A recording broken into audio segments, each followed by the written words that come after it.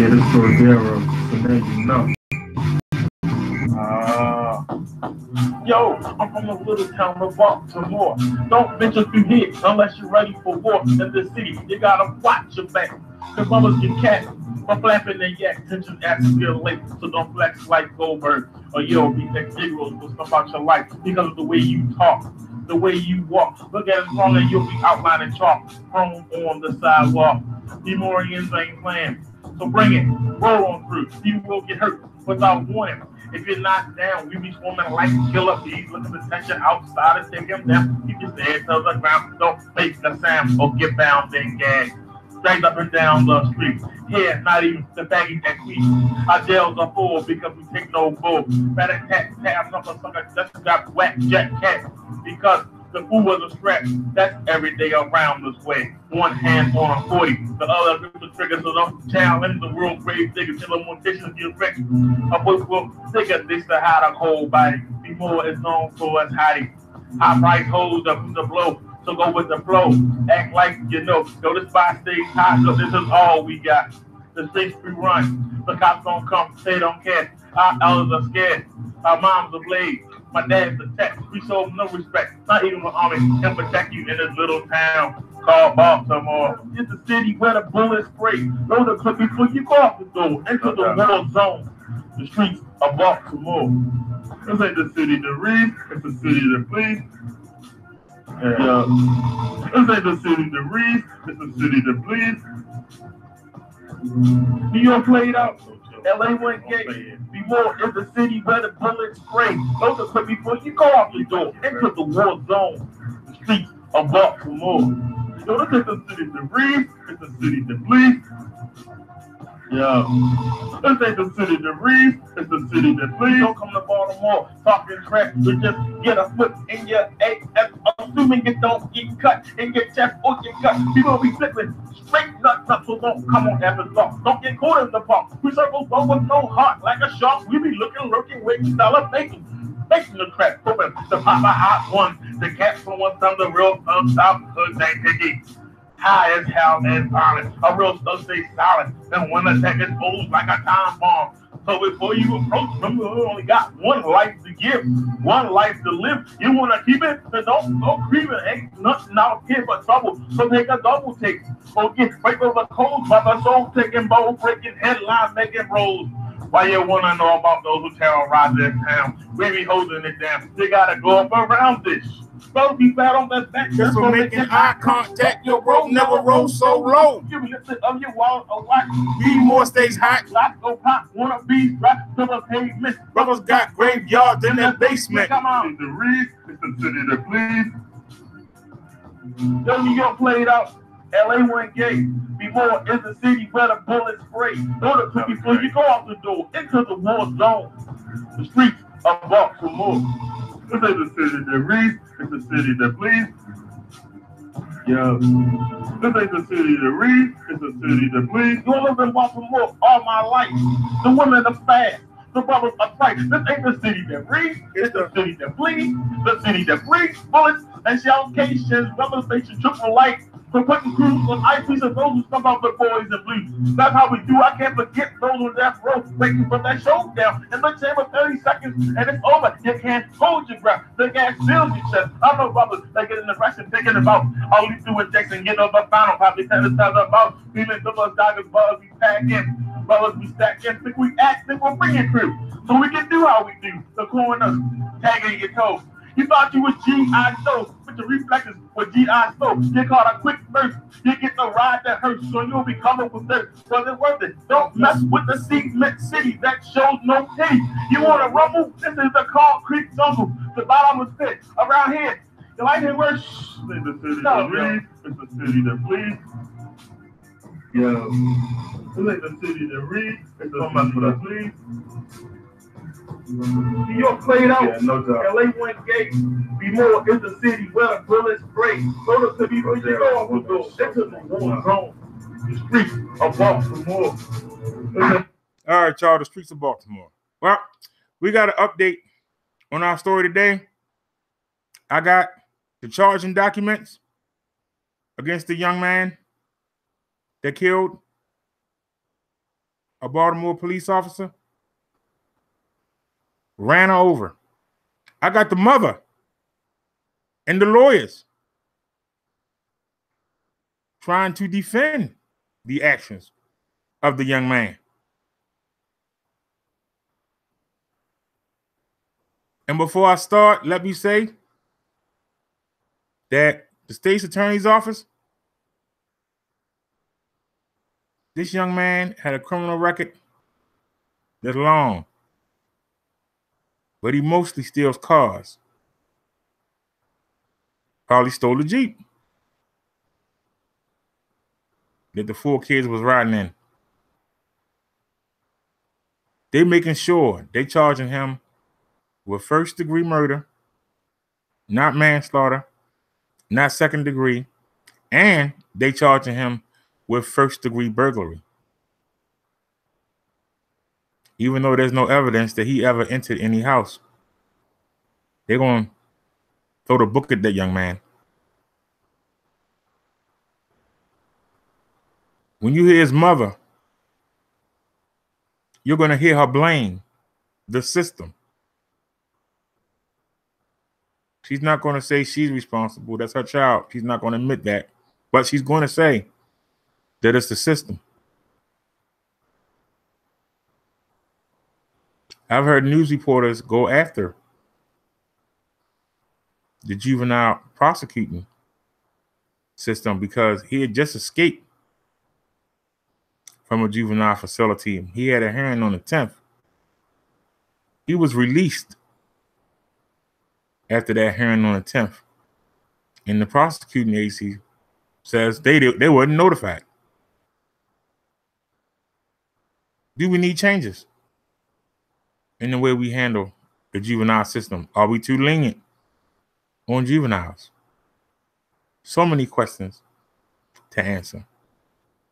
So let's get started. Do our disclaimer. Fox45news.com, which is my local 45 TV station. Copyright disclaimer under Section 107 of the Copyright Act of 1976. An allowance is made for fair use for purposes such as criticism, comment, news reporting, teaching, scholarship, and research. Fair use is a use permitted by copyright statute that might otherwise be infringing. Non-profit, educational, or personal use tips the balance in favor of fair use. So let's get to it.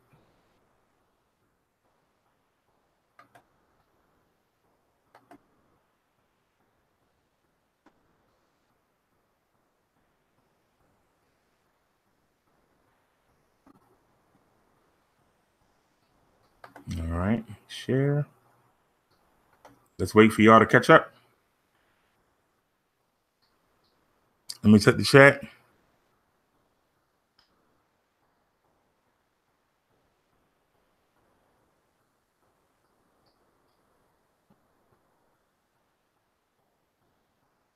Minnie says, starting fresh, kinda. Minnie says, thanks for subbing to me. Second me, laugh out loud. I appreciate y'all. Manny Wood says, looking good, Minnie. Fresh is good. Minnie says, yes. Manny said, that's so sad. Minnie says, what a mess. All right, y'all are caught up. All right, y'all can see this is the picture of the officer that was killed a couple of days ago. This is the charging documents. On Monday, May 21st, 2018, Baltimore County Police were dispatched to 3 Linwin Way, Nottingham, Maryland, for a suspicious vehicle. Subject call. The caller advised that there was a black Jeep Wrangler near her home and that 3 suspicious suspects got out of it and were walking around homes. The complaint added shortly thereafter that the subjects had broken into 3 Linway. The caller then advised the dispatcher that the first arriving officer was on the ground after confronting the driver of the Jeep Wrangler. Additional officers responded to the scene and located Baltimore County Police Officer Amy Caprio, suffering from traumatic injuries on the roadway in front of 7 Linway. The officer was transported to Franklin Square, where she was pronounced deceased. Another witness advised that he observed Officer Caprio outside a patrol car shouting orders to the driver of the Jeep Wrangler. The witness then observed the Jeep Wrangler drive directly at Officer Caprio and strike her. The Jeep Wrangler then fled the area. Shortly thereafter, another 911 call was received, reporting that the black Jeep Wrangler was abandoned in front of her 9515 Danville Road home in Nottingham, Maryland, in close proximity to the scene. A description of the driver was broadcast over the radio. Responding officers located a subject later identified as Donta Harris, matching that description, and stopped him approximately 1 block from where the Jeep Wrangler was abandoned. So he didn't even get a block from the car after he abandoned it. The witness also observed the subject park the Jeep Wrangler and leave it. Identified Donta Harris as the driver. All witnesses have been identified, have given statements, and will be available at trial. Detective A. Barton interviewed Donta Harris at police headquarters. Harris admitted that he had been waiting in the driver's seat of the Jeep Wrangler as the other associates of his were in the process of committing the burglary. He admitted that he tried to flee in the Jeep Wrangler when he observed Officer Capri arrive in the block. His direction of travel took him to the cul-de-sac at the end of Linwood Way. He admitted that Officer Caprio followed him there, exited her vehicle, and demanded that he exit the Jeep Wrangler. He admits that he partially opened the driver's door, but then shut it and drove at the officer. He admitted to leaving the Jeep Wrangler, where it was later found on Danville Road. All of the events occurred in Baltimore County, Maryland. That's the official statement, y'all.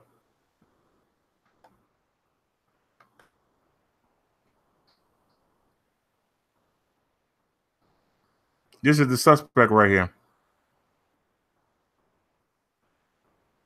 If you see him sitting in a Jeep in your neighborhood, would you call? I'm just asking honestly.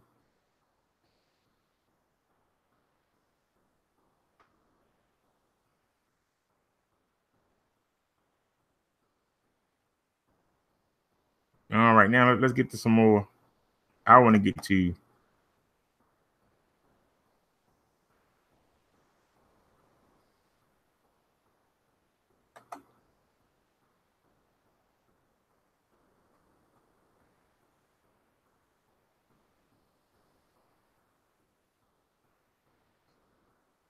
hold on.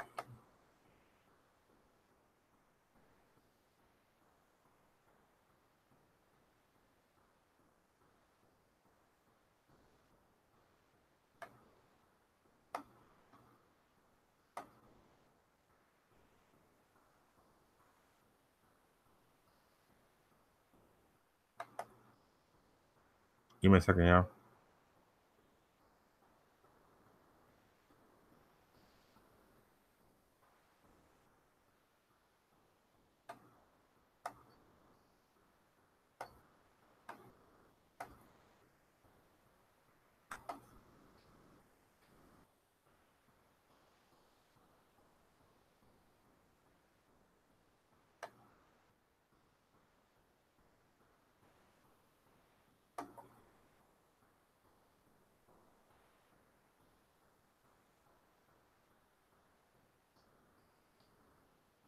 I'm waiting for y'all to catch up.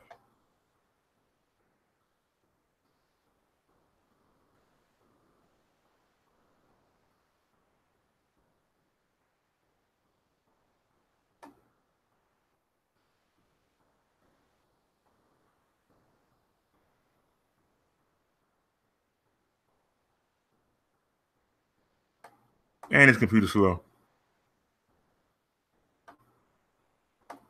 Hey.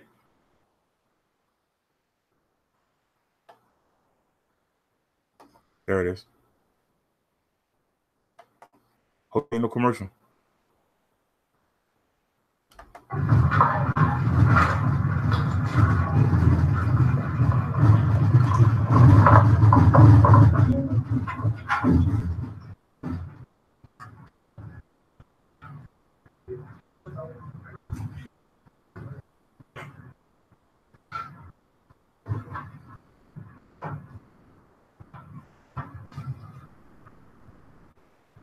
Come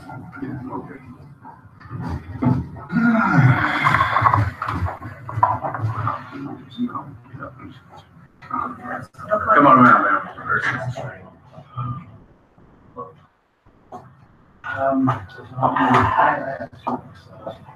So, at some point, I'll change seats. Y'all let us know. We need to be mic'd up. See, you got mics on the table. If whoever's going to speak, I mean, you should find where you're at. Right, when she speaks, she'll move. I'll change seats. Yeah. Is that all right? That's perfect. All right, y'all just let me know.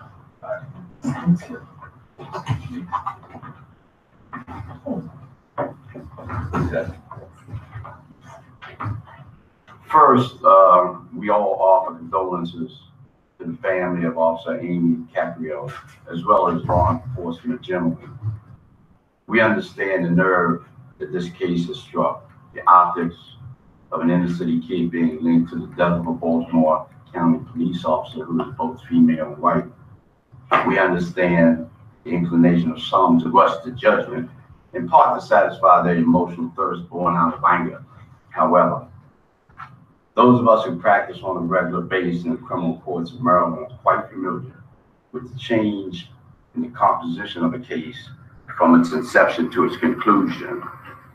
In that regard, we're asking that people suspend their judgments, wait to see what the evidence is in this case. Finally, when those viewed as reprehensible can receive the full panoply of rights as all others, then the integrity of the criminal justice system is enhanced that much more. With regard to suspending judgment, waiting for the evidence, we're calling for the state's attorney, the police department to release the body cam footage. It should speak for itself. And we see no good reason that the public, especially considering the emotional aspect of this case, should be kept in the dark. Release the video, the body cam footage, which the whole idea behind it was to give us an accurate understanding of what went on at a particular crime scene. And so in that regard, we're asking the state's attorney's office to release it to the public, to the media, so that we can all see, because I think it will put a lot of misconceptions to rest. And in that regard, I would just ask, turn it over to counsel here. I think the body cam footage is the sine qua non of this case. There's been a lot of strong feelings about this case. Strong feelings do not equal strong facts. And we want to ask the tough questions about this case, because it generates a lot of questions that we don't have answers to. We want to know, why was there such aggression displayed by this officer in a situation that amounted to a traffic stop? We want to know why she alighted from her vehicle with her weapon drawn. We want to know why there were no lights or no sirens to stop this vehicle, why she blocked this vehicle in, which constituted a detention. We want to know what information she had in her mind, because all this information about a vehicle being stolen, about burglaries, all those occurred after the fact. She was called to the scene to investigate a suspicious vehicle and suspicious persons in this neighborhood. But what's suspicious about a Jeep Wrangler in that neighborhood? Is it suspicious because it's black? What's suspicious about gentlemen being in that neighborhood, walking around the neighborhood? People come in my neighborhood all the time. They're Jehovah's Witnesses. They're trying to get me to buy an alarm system. They're trying to do roofing repairs or window repairs to my home. So why was it suspicious for someone to call? And there was an incident, or there was occasion in this case where the officer was following my client. There's no indication that he had an equipment violation. There's no indication that he blew a stop sign or committed any traffic infraction. So what was it that prompted her to follow this vehicle for a distance and then block it in, come out with your gun blazing, and then start firing bullets? We need to know the answers to those questions, and we feel strongly that the body cam will provide us with these answers. And then you have the young man who is confronted by this. And I shouldn't even say young man, the child. He's 16 years old. He's confronted by an officer. And according to witnesses that have been reported in the paper, there was a quick succession of get out of the car, get out of the car, get out of the car, and then pop. Three get out of the cars, and then a shot fired. And the shot whizzed over this young man's head, and he ducked down. And at that point in time, the car started moving forward. He didn't know what was going on. One side of the area was blocked, and the other side of the area, maybe he could make way. And why was the officer standing directly in front of this vehicle? These are just questions that we feel that can be answered if the body cam is turned over. Someone's got bullets whizzing by your head. You're in survival mode. You're trying to survive. This was not an intentional killing. It was not deliberate. It was not premeditated. This was an accident. And that's how we feel about it. Should there be some responsibility? I'm sure somewhere down the line, there will be some responsibility because this is a tragic situation. But just like the officer, this 16-year-old had to make a split-second decision. Am I going to stay here and have bullets riddle my body? Am I going to duck and preserve my life? He ducked and he closed his eyes and the car started moving forward. And the only reason why you duck is because bullets are coming towards you.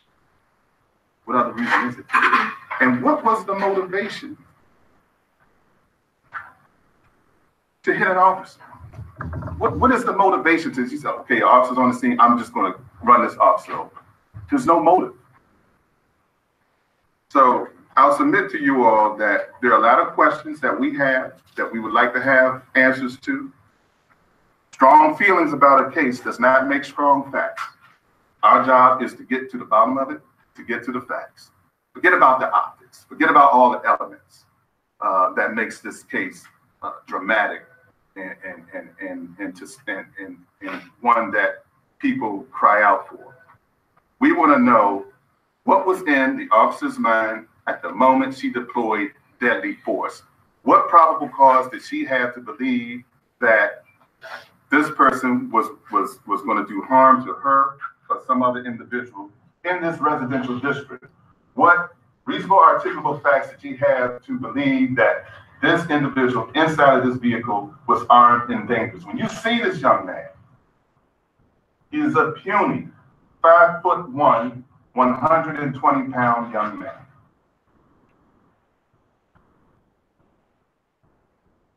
You automatically know you're dealing with a child and not an adult.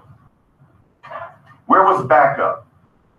Since you blocked the car in, which is a detention, and if you had reasonable articulable facts to do that, when you pull out your weapon, that elevates the detention to an arrest. What was the probable cause for it?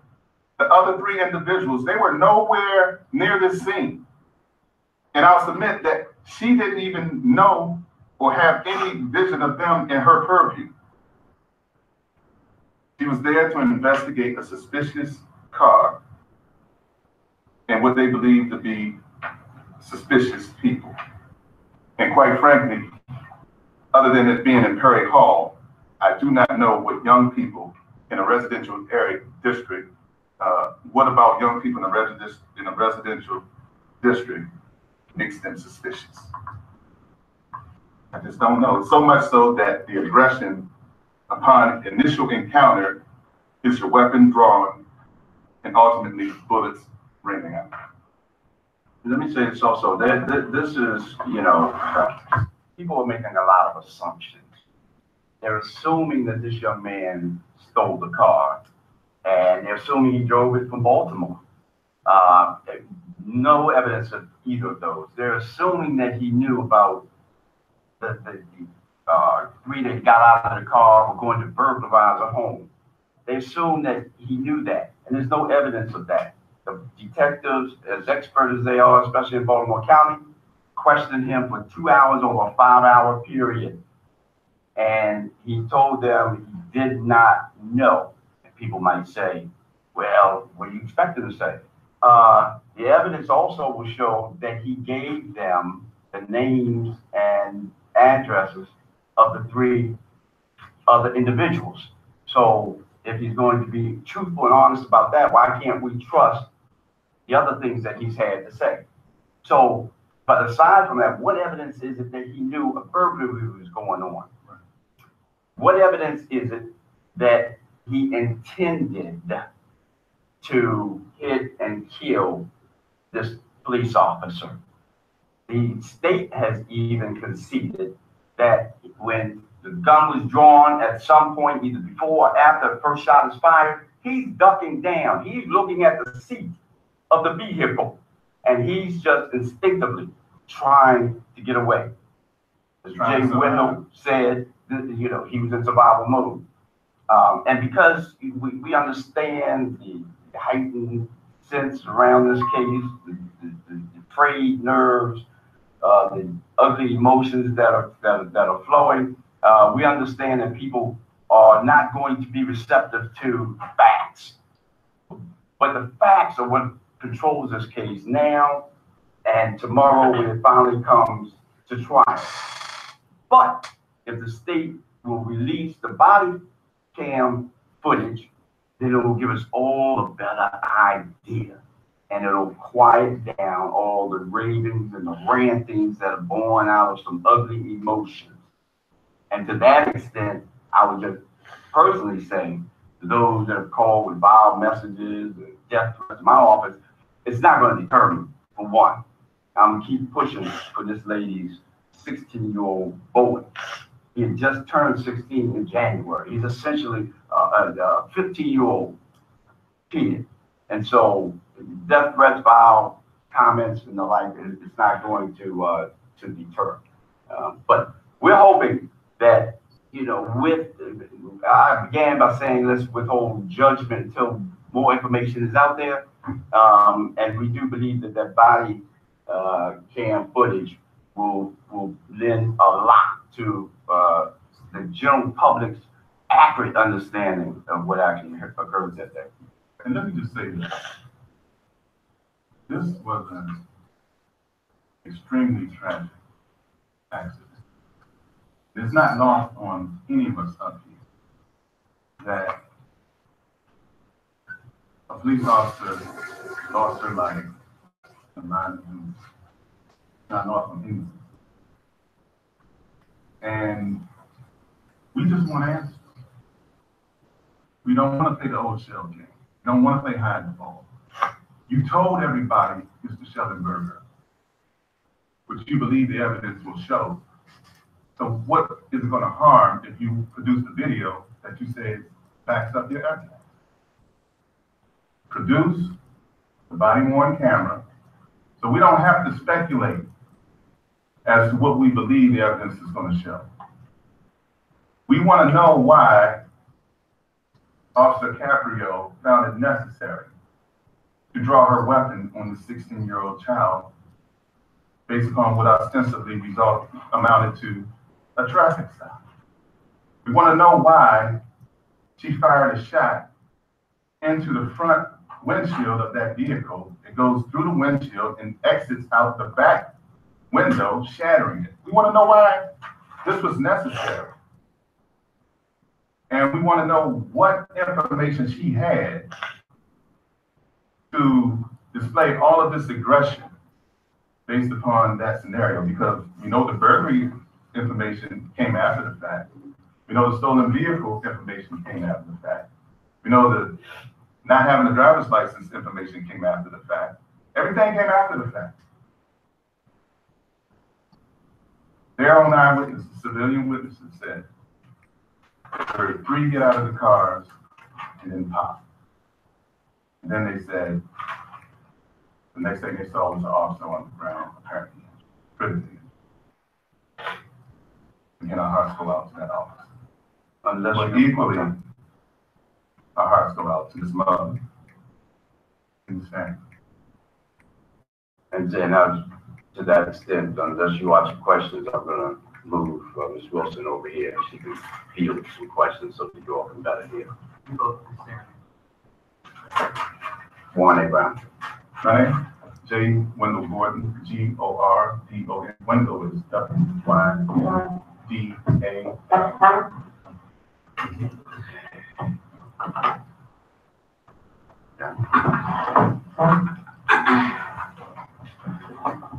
So we'll field any questions you all may have. Man, do you feel like the public juvenile services failed your son leading up to this incident? Yes, I do. How so? Because numerous of times I asked them to detain him, to keep him, so nothing like this would happen, to get worse with everything. You were in court on the 10th and then the 18th. Yeah. For him, did you ask him, who asked for him to be sent back home, and why did you say you wanted him to be detained? His public defender asked for him to be released because of the good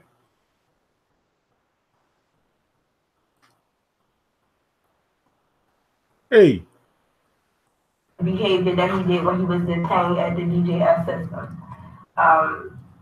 The other question is, I asked for him to be detained because it was a cycle. It was a cycle. What did the state's attorney at that time, the Baltimore City State's attorney, request of the court? The state's attorney requested that he also be detained because of the arrest that he was.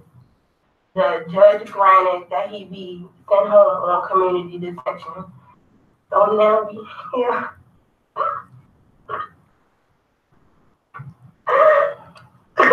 Like, this is my son.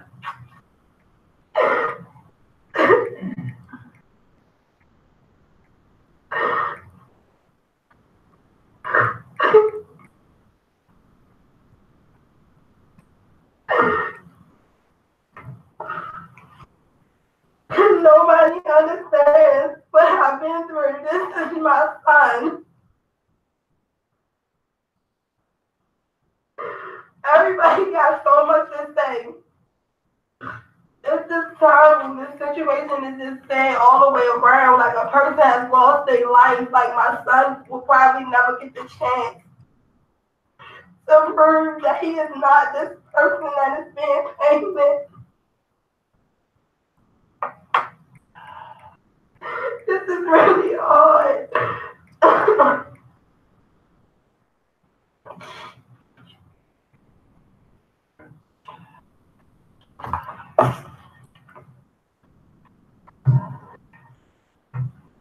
I did not want to come in front of y'all and break down and cry, but this is hard.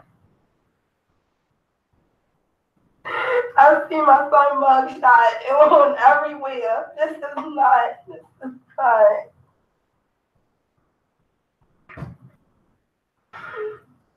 My condolences to the family of the officer.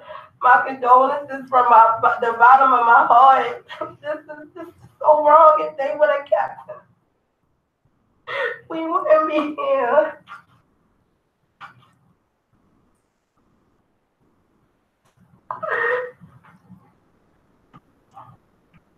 Took off that wig.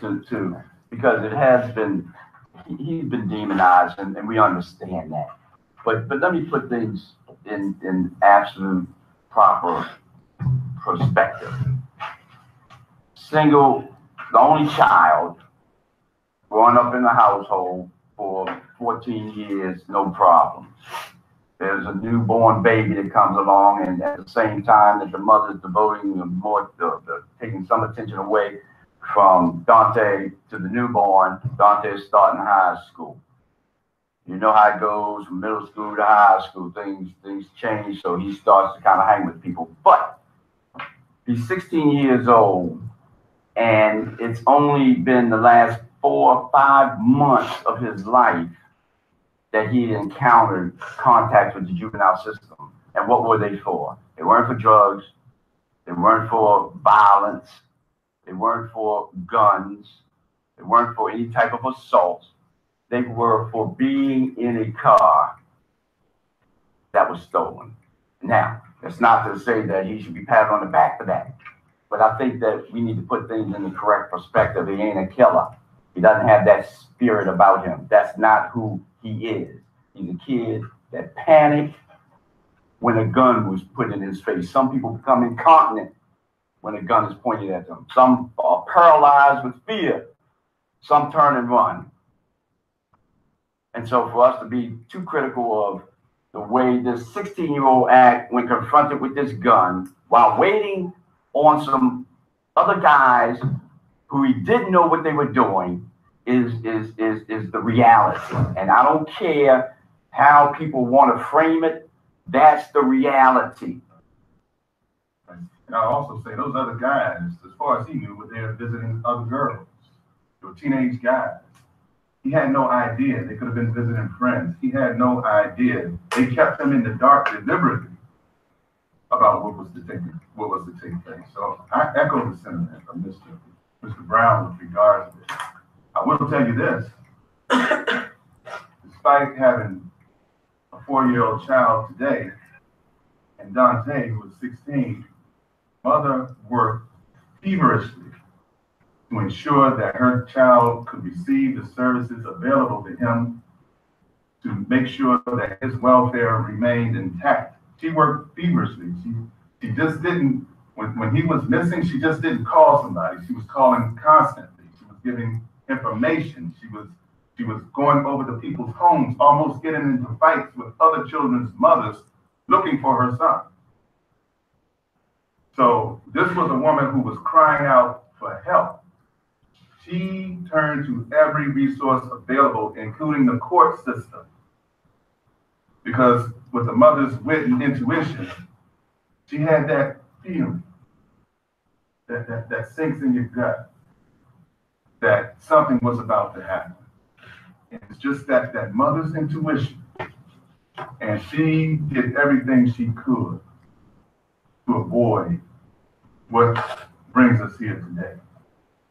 She's a good mother, and she did her very best. And she struggles with it. Because as a parent, you never feel like you've done enough. And when things like this happen, those feelings become even more intense, and they don't subside. It's caused a great mental anguish and distress. And this is not an excuse for conduct of her son, but it's an explanation as to how everyone has been affected by what is taking place. And again, not to forget about the victim, because the victim has family too. And as we venture towards Memorial Day and the 4th of July and the holidays that come out, there will be empty seats in 2 households. One shouldn't be empty, perhaps even 2, but definitely one should not be empty. And so I just can't overstate the tragic nature of the situation and how many things have been forever changed. And again, we're not excusing what took place, but we're explaining the fact that we understand how everyone is affected. Notwithstanding all of that, Dante Harris is entitled to a trial, entitled to due process, he's entitled to a zealous defense. And we intend to give him that. And we will not be deterred, dismayed, or in any way turned around about those who feel like no one should stand up for this young man. You know, people ask me sometimes, how can you defend people against such serious allegations? Even those such as this, when it even comes to cases of murder. And I always respond the same way. My cases are always much bigger than the person sitting to the right of me at the round table. We defend the Constitution. And quite frankly, our job is one of the noblest in the profession because we keep the system honest. Dante Harris will not be disposable. He's going to be fought for vigorously. This is not a murder 1 case. It's not a murder 2 case. We'll fight to determine what it actually is. We know what it is. I had a question for you. To release the body camera for a trial, wouldn't that potentially prejudice future jurors that see something on TV? You don't think future jurors have been prejudiced already? With all the information that's come out from the police department? With the death threats that Mr. Warren Brown is receiving? The prejudice came out in the very beginning. I think that, if anything, the way they're holding it so tight, so close to the chest, it might be helpful. Because then we'll see what's really going on. They've already described a horrific incident. We've seen videotapes in the Curtis Deal case. You've seen them in the Eric Garner case. We see videotapes. America is accustomed to seeing videotapes. So now you have a conscience. Why? In a case such as this. Baltimore County jurors are smart. We learned that. Learned that in the Corinne Gaines case. There was a lot of video going on. A lot of video that's been shown to the public. But the folks in Baltimore County can disabuse themselves of what they knew or what they thought they'd known and judge a case based upon the law and the evidence. I'm very confident that when they are able to see this case and receive the presentation of evidence that the state needs to present in our defense, I think that it will not be a first-degree murder case. I do not believe it'll be a second-degree murder case. I don't believe this will be a murder case at all. And so we look forward to our day in court.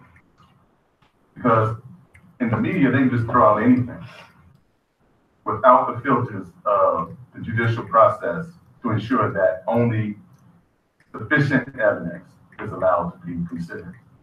That only evidence that is worthy of a jury's weight is allowed to be considered, not opinions from lay people, not punches and innuendo in the spewing of vitriol. We dwell in the courtroom. That's where we show our eloquence. That's where we'll show our eloquence. So why don't you gentlemen address the discrepancies in what you maybe heard from your client about having a gun pointed at him and trying to escape versus what the statement of probable cause that he told investigators in terms of he drove at the officer? Well, you know what, that's interesting because, again, in my opening, I indicated that cases change complexion from the beginning to the end. For example, you'll read the statement of charges that says, written up by the officers, that says that the victim identified the defendant. And then, so that's what you have. You say, oh, identified the defendant. And then through the discovery process, we find out that that the victim says, well, it looks a lot like the defendant, but it was characterized as an identification at the time. He drove away from danger, and that might have been in her, well, obviously it was in her direction. They make it sound like he drove at her, but by the same token, you can't have it both ways because they also admit that he told them his head was buried down in the seat.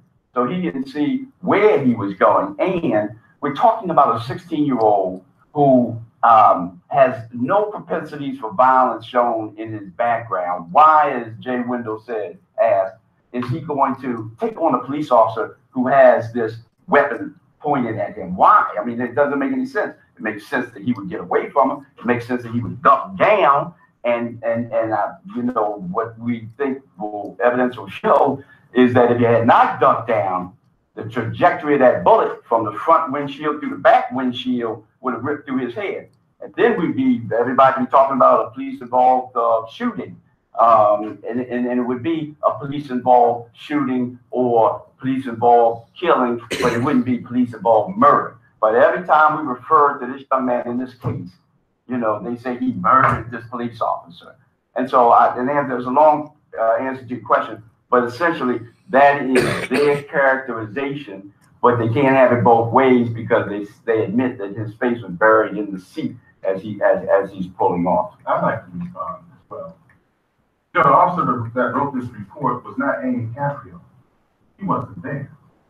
And so he likes to use, first of all, it's not even a time on this report. There are a lot of pieces of information that are actually missing. Now, I don't expect the entire case to be in a 3-page report, but I do expect to see some substantive information that's in it. And so nothing in this report is a quote. A lot of times when officers write their report, they will quote what a defendant or an arrestee says. I don't see a single quotation in this report. All I see is a characterization of what they believe that happened. Again, we need to know what information Amy Caprio had in her head at the time she alighted from that vehicle with her gun drawn. That's critical. We need to know what information that she used to consider whether or not to fire this weapon at a child in the driver's seat. We want to know that information, and that's not an unfair question to ask. Because if this incident amounted to a bad stop or an unlawful arrest or detention, maybe the evidence that flowed from that bad stop or unlawful arrest or detention is suppressible. And then what do you have left of the case? If everything that occurred after the stop is suppressible, God forbid there's no attenuated circumstances, then what do you have? But I'm glad you asked that question because, that's out in the public domain also that he drove towards her. And that is fueling some of the, emotions and anger and hatred and vitriol as well. But, people going to hear what they want to hear, but it should be said and heard that his head was buried as he drove off. That, there wasn't any intention on his part to strike this off. His intention was to get away. And not at all cost to her, but at all cost to himself. Right, to get away from what he believed to be with a barrage of bullets, to continue to whiz past his head like that first one that whizzed past his head, that he was able to escape death. Ms. Wilson, in the week that he was quote unquote AWOL, court records show that he pursued trying to get in touch with him. Blocked your phone, and you and the CGKF representative trying to get a hold of him. You guys had a court hearing on Friday, to which it was just simply continued until Tuesday, and then this incident happened on Monday. Can you explain to us what happened in that court hearing, and did you plead again to go find him, detain him? What was your... At the court hearing on Friday, it was more so directed to his public defender. It was more so, where's your client? Do you know where your client is at? I couldn't answer it because I didn't know when I was at. I thought they were going to do a warrant so he could be located and found and detained, but that didn't happen. Only thing happened was I was summoned, and I got a summons for me, and I got one for him, but I still returned on Tuesday. And that basically was it. In your opinion, is that yet another failure of this system? I do. And also that GPS is crazy, as we talked yesterday. Right. It just lets them know a beep that he's outside of the zone, right? But it doesn't say where he is. You take other programs like ASAP and Towson, the home detention program, their GPS will track, they know where a person's going to be. So what explain to us that there's two versions, and that is the judge's discretion to assign which GPS or non-GPS ankle bracelet, and apparently Mr. Harris had the non-GPS version. So you only knew when he was not home. Right. They only knew when he was not home or if he left out. Right. Wilson, one of the questions that has come up is, we heard in court on Tuesday that his first arrest, what seemed like his first arrest, the juvenile system was in December. Yes, his first arrest was in December. That was the first time of him ever being arrested was in December. What about before that? How would you describe him before that? He was a regular 15-year-old, the normal 15-year-old. It was just unfortunate that things took the wrong turn once he first got arrested. Like, this was the first time of him being detained, me having to go and pick him up. December was the first time. I never had an issue with the police with him. He did teenager things, all teenagers do. But the arrest started in December, like you said. And I also want, go ahead. What changed? Why do you think the arrest started happening? I think the environment, I think his peers, I think being a follower, bad decisions. He's on the other side of town, too. Yeah, he was not home, for the record. He was not doing any of this thing, for the record, in West Baltimore. He was doing this thing in East Baltimore. And if y'all look, y'all will see area arrest was located in East Baltimore, just for the record. And why is that? It is significant because it's a lot of backlash as far as why me being his mother. Where was his mother? Why was his mother not able to do this and do that? Once again, I walk streets, neighborhoods, knock on doors, look for him, located him numerous times, you know, altercations, fussing with other parents, calling, texting. I did it all when it came to me trying to get my son together. And you fix your job, I did. I don't have a job now because the court from December up until now is a lot. I try my best to provide and take care of my children. I raised them. He know right from wrong. Don't get me wrong. He know. Everything changed. His life, my life, the officer life in a split second. And it's just now I feel terrible. No, the only help I had was from my family, my friends, my support system. I didn't have a lot of help from his father's side. No, none of that. His father was mainly not in his life. Any idea what would get them to that particular area of Perry Hall? I don't know.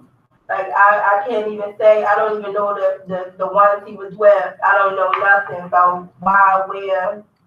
I have no clue. But Sunday, I had a feeling like I wanted to go and find my son. It's just this feeling I wanted to go and find him. I always have hope for my son. I don't want nobody to think that I did not care, I did not love, I did not want to get together.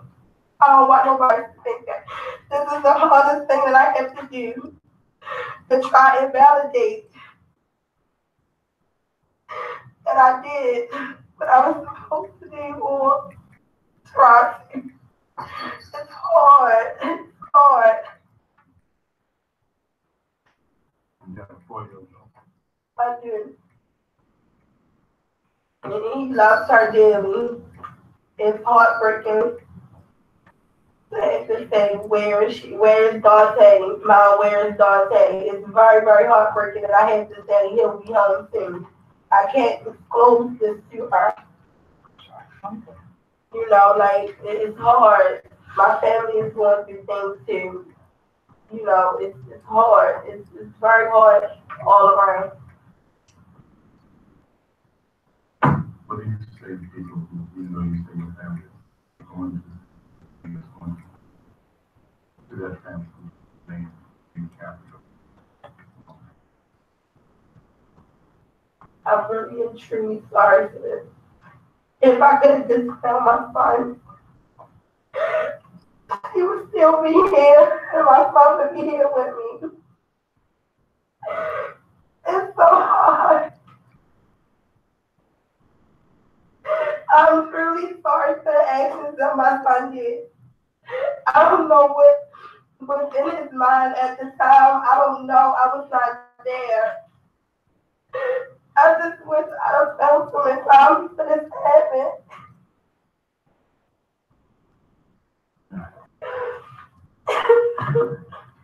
Any other questions? Thank you. All right, thank you all. Have we answered everybody's questions? Very good.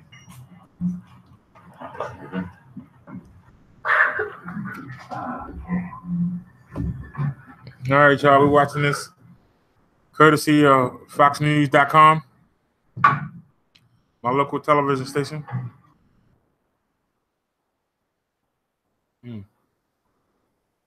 Gotta press escape.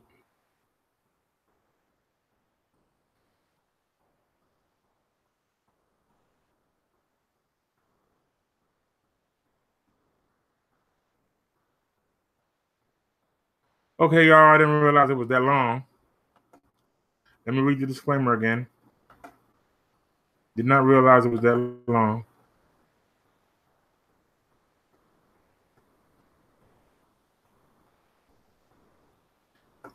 We just watched the first ever speaking out of the lawyers for Dante Harris.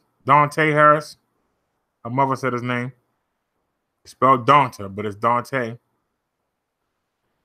His lawyers and his mother making their first statements about Dante running down a Baltimore County Police female officer that was firing at him. Copyright disclaimer under Section 107 of the Copyright Act of 1976, an allowance is made for fair use for purposes such as criticism, comment, news reporting, teaching, scholarship, and research. Fair use is a use permitted by copyright statute that might otherwise be infringing. Non-profit, educational, or personal use tips the balance in fair use. YouTube, we did not use any of your content. This was used under fair use by the free World Wide Web. All right, family, let's get to it. Y'all saw the conference. Did that change your opinion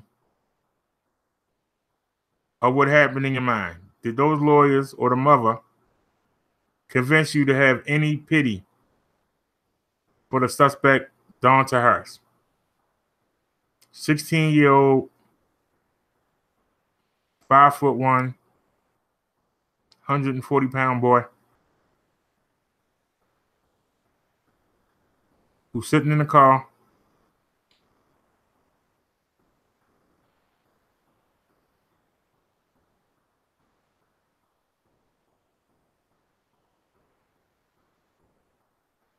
The boy says that when an officer first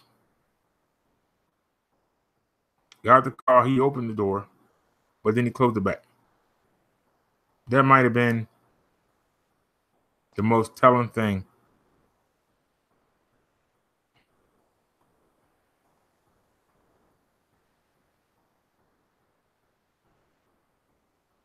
If he'd have said, I was opening the door and she pulled the gun out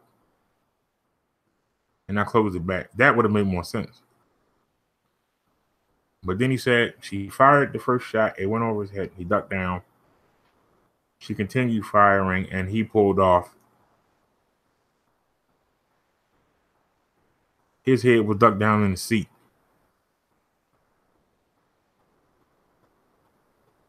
Foot hit the accelerator. When he looked up, there was no officer in front of him. He got out of there. But I know he had to feel the impact of that Jeep hitting that officer. I know he had to hear her scream as she got run over. As he pulled off, I know he heard her screaming in pain. Let's not overlook these things. The lawyers are going to set the stage that he gave some guys a ride out to the county and they was going to get some white girls with money. And they probably was going to go to the movies or go out to eat. And then hopefully come back to the white girl's house and get some action if they got lucky.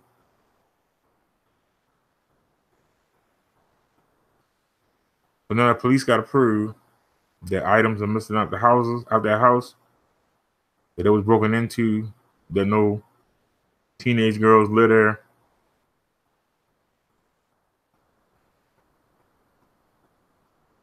Fact of the matter is, the boy had on an ankle bracelet Let's not forget. He had on an ankle bracelet.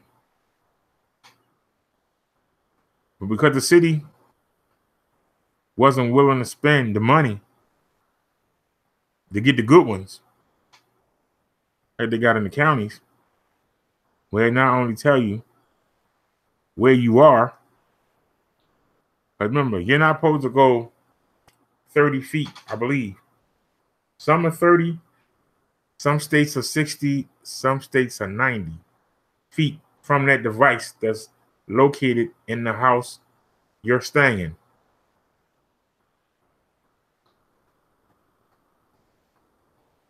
Now, if you have a 90 feet one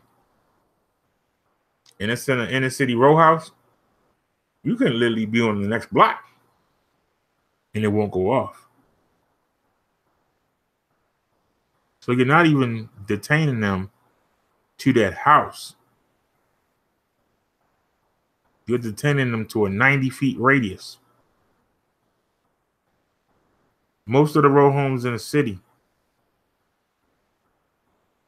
are like 20 feet wide,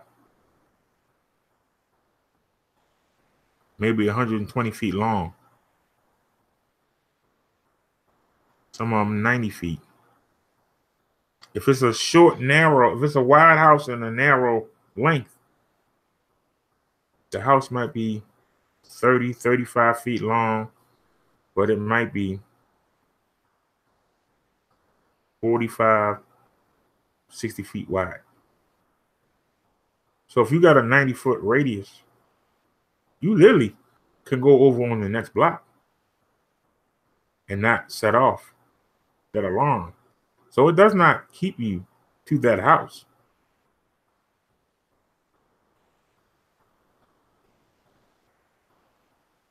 And it's depending on where they put it at. They will practice, walk far enough for it to start to go off and then come back. And then they'll say, well, I can go this far. I can go down to the store and hang out. Still see my boys, still see the girls. Possible to go on his block in several people's houses before that thing will go off. But the point is, he's in a stolen car.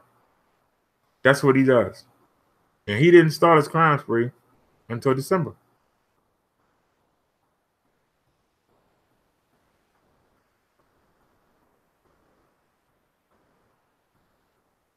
He knows he's sitting behind a car that's stolen. Did the officer know that? Did she run the tag to see before she got the car? We don't know.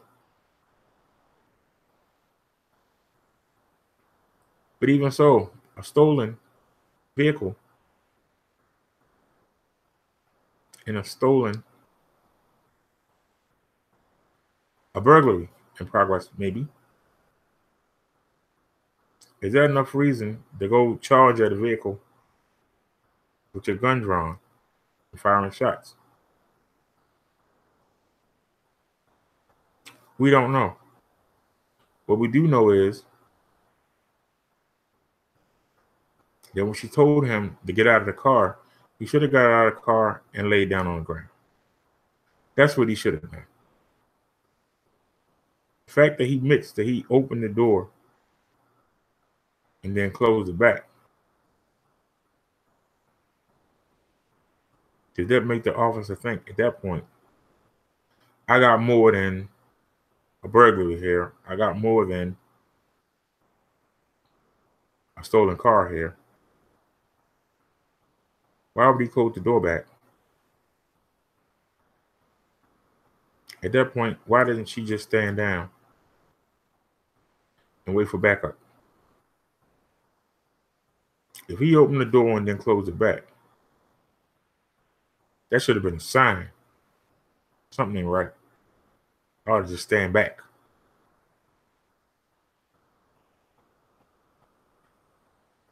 But she continued to approach. And she didn't go to the side. She kept walking directly at it. And when that Jeep started coming at her, she didn't get the hell out of the way.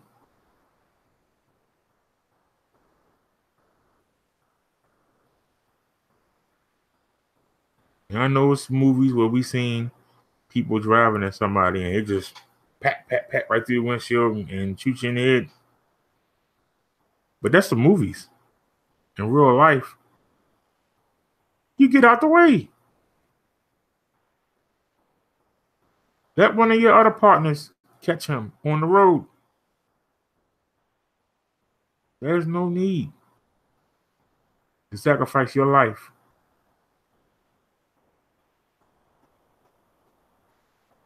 to take out a young person. There's no reason for it. I'm not justifying. I'm just saying it's mistakes from the evidence we have until we see that body cam footage, which the prosecutors have said they're not going to release to the trial. They're not going to release the body cam footage. That makes me nervous because why won't they release the footage? All the mistakes the officer made that they don't want you to see.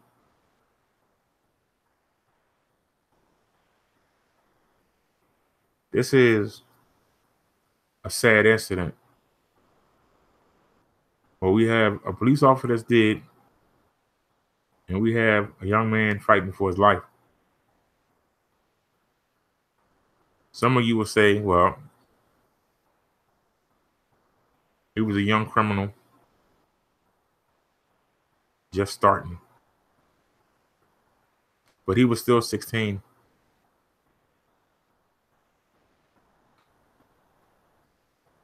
His life could have been changed around. It could still be changed around. But is it over?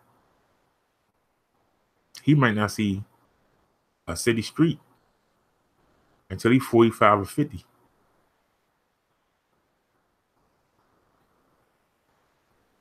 So even though he was fired at, he's still alive. But at what cost? Should have just got out of the car and got on the ground. They were letting him out all this time. Why he wouldn't get let out this time? Letting him out every other time. Why wouldn't the juvenile system let him out again? That's why I said he might have been facing maybe a year. Maybe a year and a half. He'd been back on the street. He might have got probation again.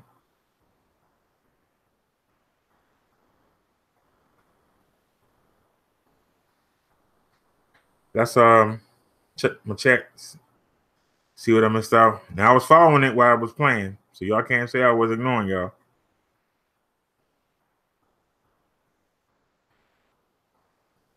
Manny says because he didn't get out the car, he could say that I said that he gave a friend a ride to get some girls.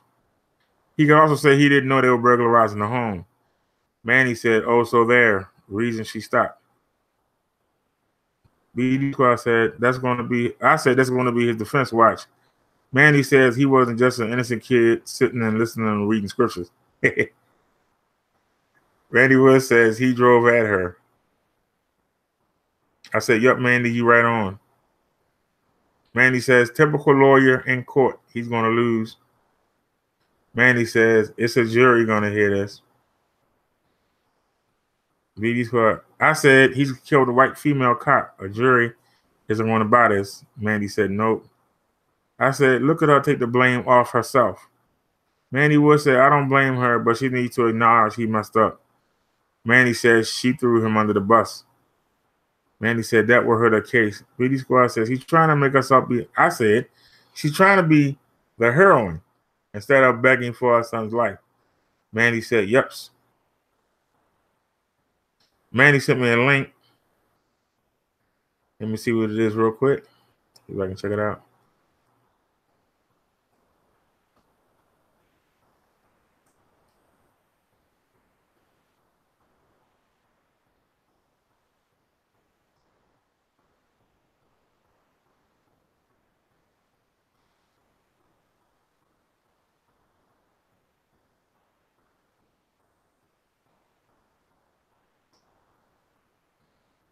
Cool. Uh-oh. I just messed up. So we'll just come back in. All right, Manny said, that's me. You can add me if you want to message. Let's see if I can find you on Hangouts. I'm on Hangouts. Brodero. That's BRODERRO. Darrow, 40 at gmail.com. I'll type it in the chat and you can copy it down. And then I'll retract it.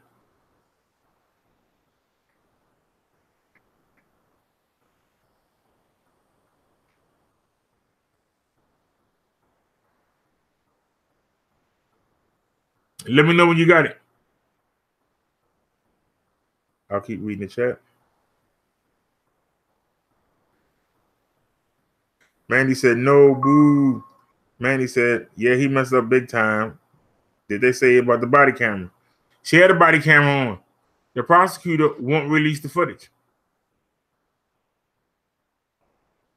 That's going to help the defense.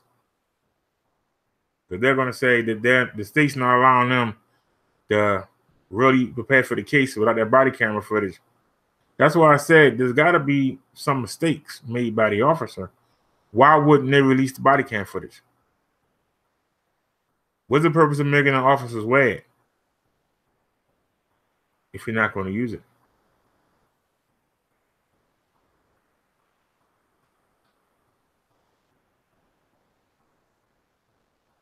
Mandy Wood says, oh no, ankle monitor for no reason.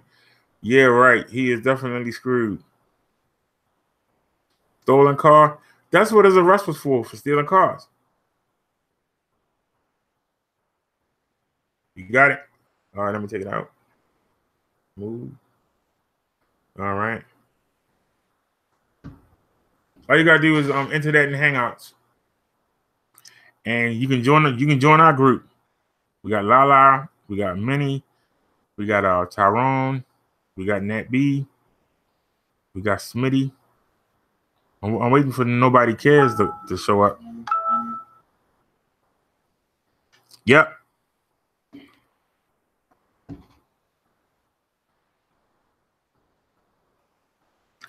This phone's slow with the Hangouts, so hang on a second there. It's slow with the Hangouts.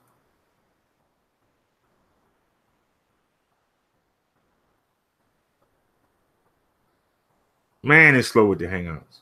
Screen just go blank. Oh, this is an S5. I don't know why it's so slow with the Hangouts. All right, I'm going to accept.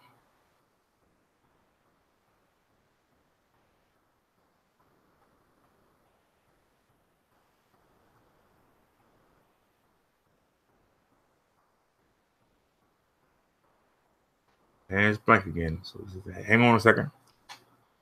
There it is.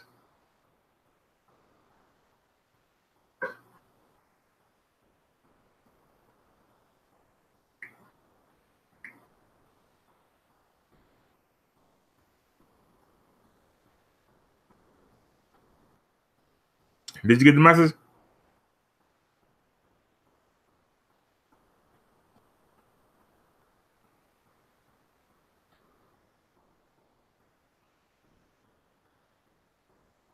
All right, my Hangouts is gone.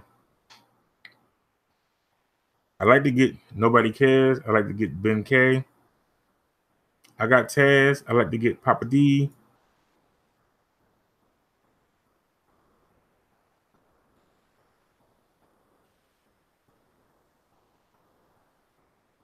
All right, so we are connected. Let's get back to the story because we've been covering this for a couple of days, and it's so many ups and downs to this story that it's intriguing. Because first, you got the black-white issue. You got a white female officer. Female at that. Female officer. First one ever to go down in the Baltimore County Police Force. The county surrounds the city. The county is a total circle around Baltimore City. It's a circle. Now, she said that her son was not staying with her, but that he was staying with a relative. So she lives on the west side. So she's totally on the other side. She could be as many as 8 to 9 miles away from her son.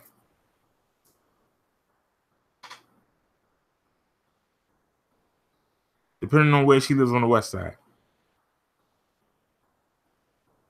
Now, if she lives near downtown, like around Faulkner Monroe, she's not that far. She's maybe 4 miles or less. But still, she's not nowhere near her son. Because the chances are, she said she turned the phone off. So he couldn't be monitored. So he couldn't stay with her. But a relative took him in on the east side. But now he's away from his mother. He's under somebody else's care.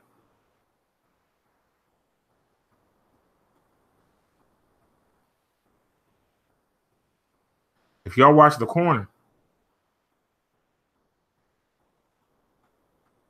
y'all saw when DeAndre got out of jail.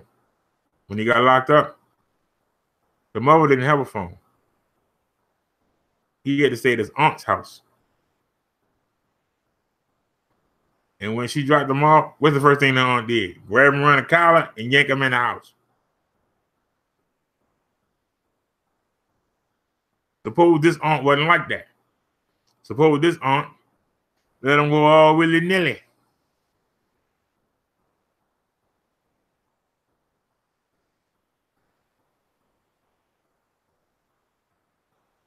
But so many mistakes were made by both sides. A young man sitting in a Jeep in a predominantly white neighborhood is going to draw flags. 4 men in the Jeep in any kind of car is going to draw flags. The fact that they wasn't pulled over before they even got to their destination should draw flags. The fact that this young man was discovered a block from where he parked the car and decided to go on foot shows that her backup was closer than she thought it was. So why didn't she wait for that backup?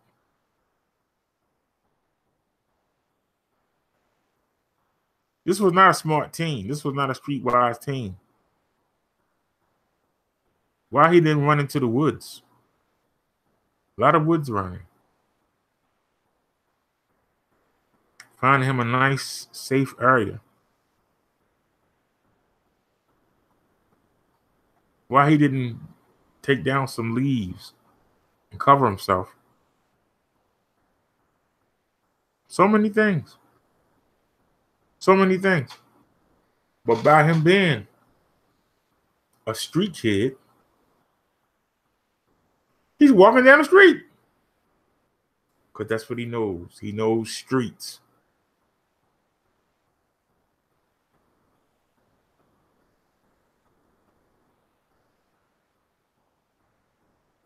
Why didn't he take to 695?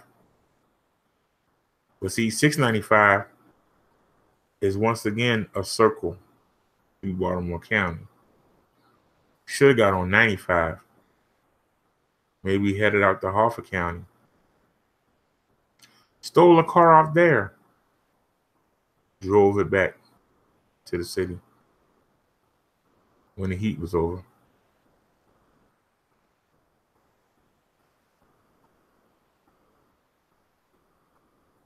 But he's walking on foot, knowing that they're looking for a suspect that looks like him. He's walking on foot.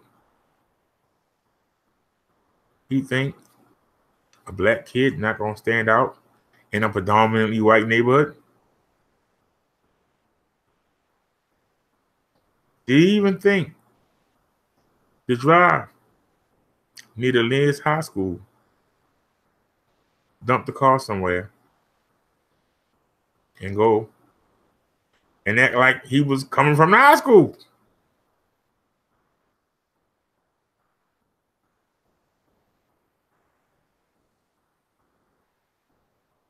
This is why only experienced criminals dare to go out of their element. Because they don't know how to blend in. They don't know how to fit in.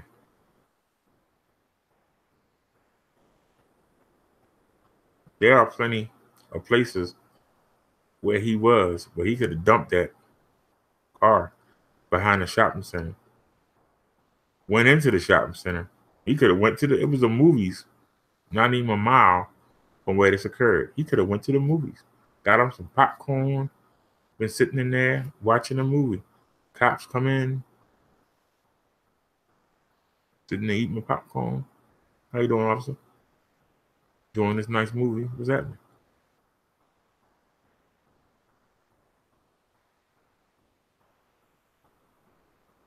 But he didn't have the mindset to do things like that. He only know the street.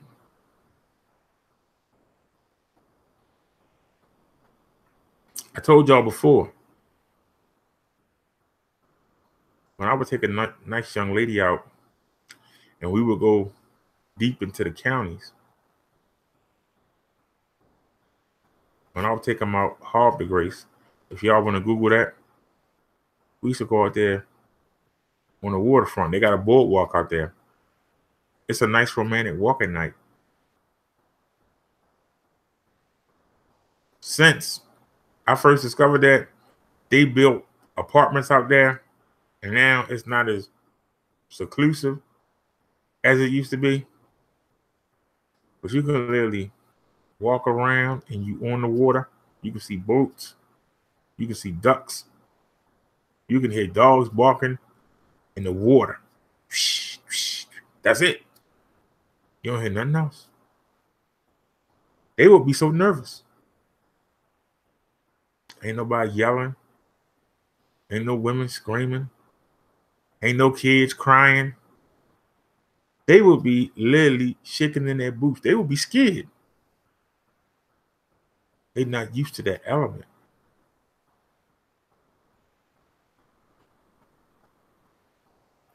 There are nice homes surrounded by nice woods. City people are used to concrete and cement. They're not used to that. They don't know how to adapt. They stand out. They get nervous.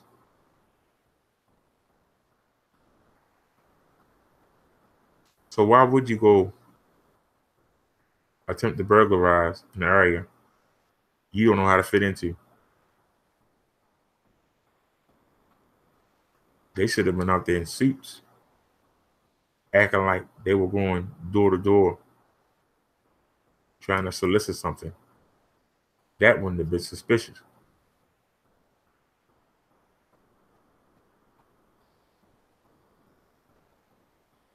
The fact that one of them sat in the car and the other three got out, that looks suspicious. They all should have got out. But it looked like they were visiting somebody. If they were going door to door, it would look like they were soliciting. That's not a crime.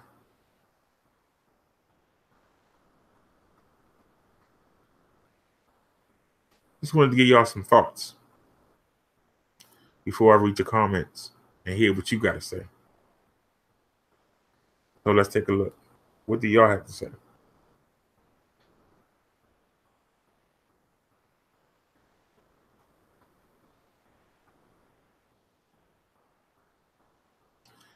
As usual, nothing. Not surprised. Because the only person commenting is Mandy. Not surprised at all. But I wanted to bring y'all this update. I wanted y'all to see the mother of the suspect.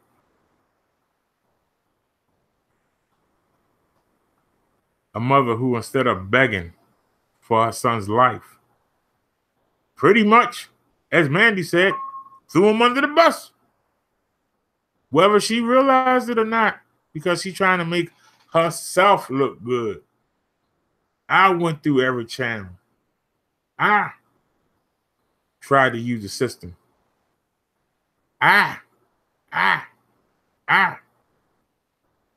She tried to say that her son just started this in December. But yet, she won't allow the son in the house, but he's a good boy.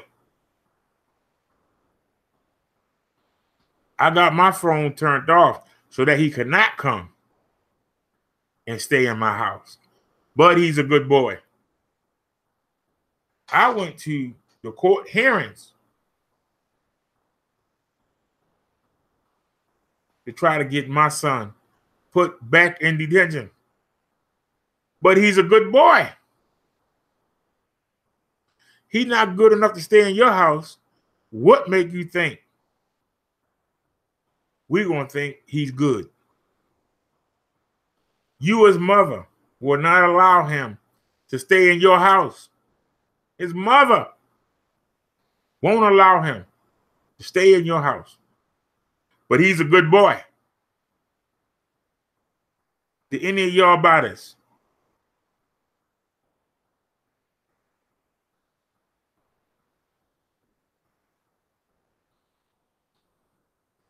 I hate to quote another YouTuber, but I won't. But y'all know who I'm talking about. And he'll tell you about how the women love attention. That was more about herself than it was about her son. She told us things that the prosecution will be able to use.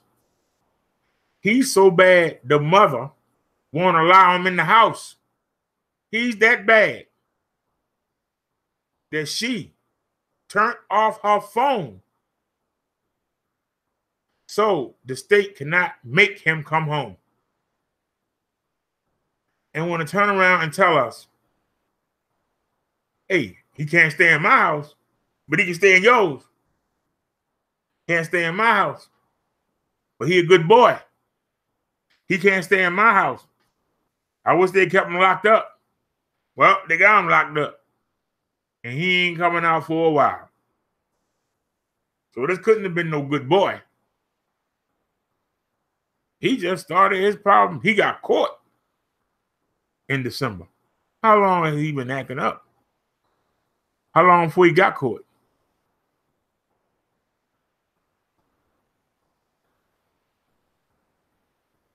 All he do is steal cars.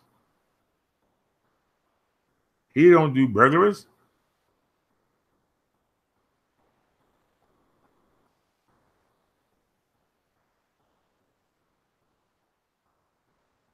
The fact that he's good at stealing cars meant that to those other three boys, he was useful. He could get them a car.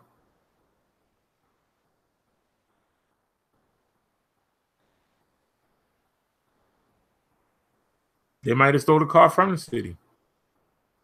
City police not as advanced as the counties are. Even if somebody had a report and it's stolen, they might not have even released it to the other counties.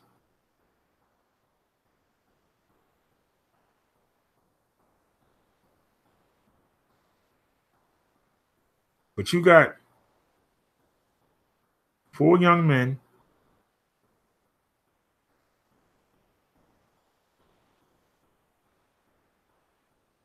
I can tell you, I used to drive for Krispy Kreme donuts. And we get the trucks. We were getting them from Chesapeake Truck Company, which isn't far from where this incident happened at. The truck that I was using broke down. So we had to use a plain white box truck. We had 2 delivery routes. One of them was long and one of them was quick. One of them, you had to go over the Susquehanna and go out into the... I've never been called anything out there, but they call that the racist area. I was out there. I got a couple numbers out there, so I don't know if that's accurate. But it's called Port something. It is not supposed to be a good area.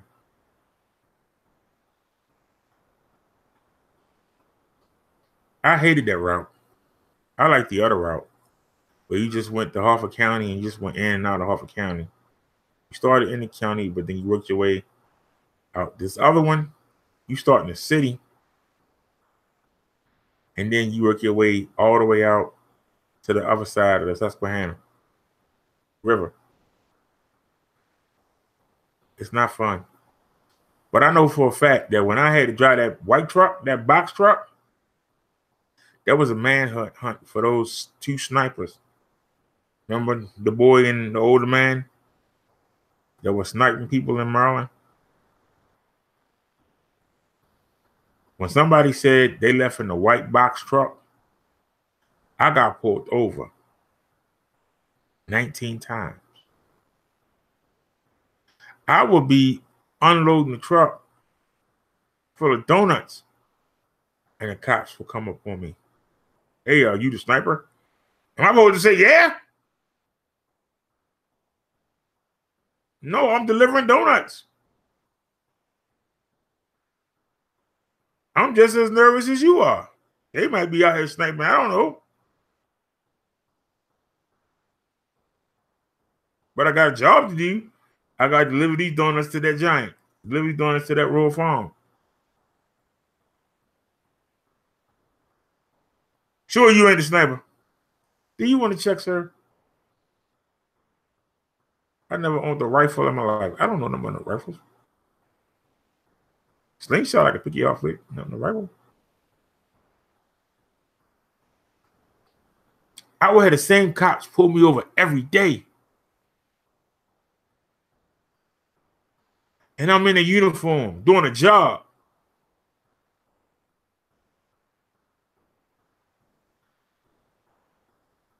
Trying my best to act like I belong there.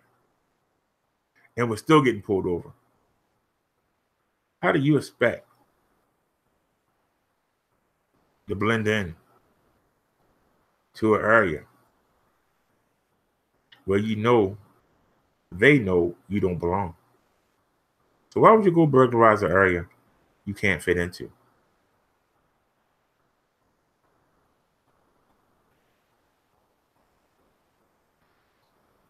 But I'm saying to you, even in uniform, they looking for 2 black suspects. Ain't nobody ever said they was in a Krispy Kreme uniform, but they continuously pulled me over to the point that I would approach them. How y'all doing? I'm doing the delivery for Krispy Kreme. Here's my invoice. You want to check the truck? No, we ain't got time. See, now that I'm approaching them, now they see how dumb they was. They keep approaching me. I literally had to approach them. See them on site. How you doing, officer? Here's an invites for you. Here you go. Dropping off my deliveries here.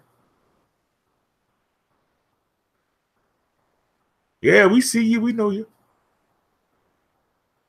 Well, all of a sudden now you don't want to come check out the truck.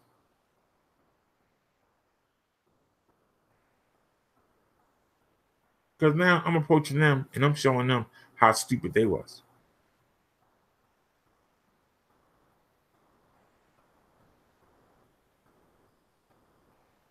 And even then, it's sort of stuff. I was so glad when I got my regular truck back. And for the first 2 nights, do you know, I still got pulled over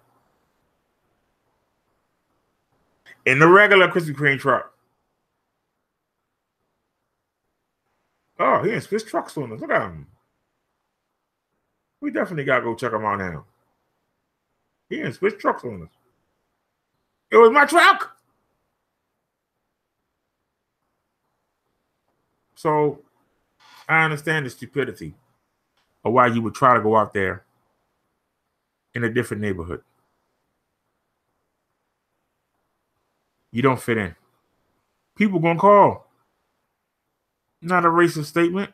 I've told y'all, white people are nosy.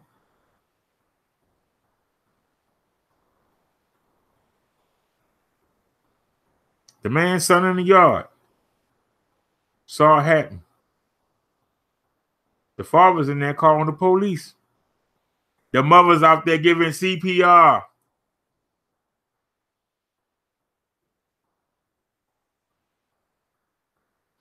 You think some black folk would have been out there giving CPR? They be afraid they go out there, they're gonna think they did it. They're afraid if they go over there and touch anything. What are you doing? You trying to rob her? Come here. Trying to rape her?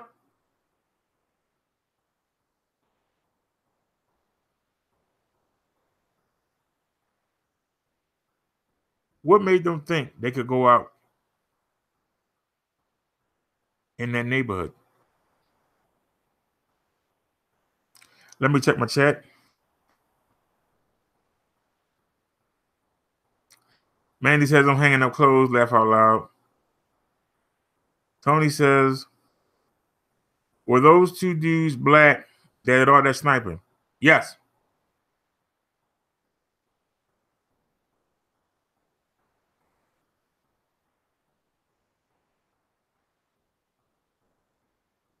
Tony says, approach them first. Everyone was tense with all that shit. They weren't the only ones. Like I said, I don't know if y'all have ever seen the Krispy Kreme donuts. Y'all ever been into a Royal Farm or a convenience store or like a market? Have you seen how big the carts are? I literally had my shoulder torn off trying to catch the carts before they came off. Literally. And then when we go to a doctor's, I had to go take an alcohol test and drug test to figure out I wasn't doing anything. Some of the ramps they gave us, they supposed to be smooth. Some of them were like gratings, and them little wheels, they got the big giant carts 6 feet tall. 6 feet tall, 4 or 5 feet wide. And they would have trays, and the donuts would be on trays. There was nothing holding them there. They would literally be on trays. So if you drove too fast, they could jump off the tray.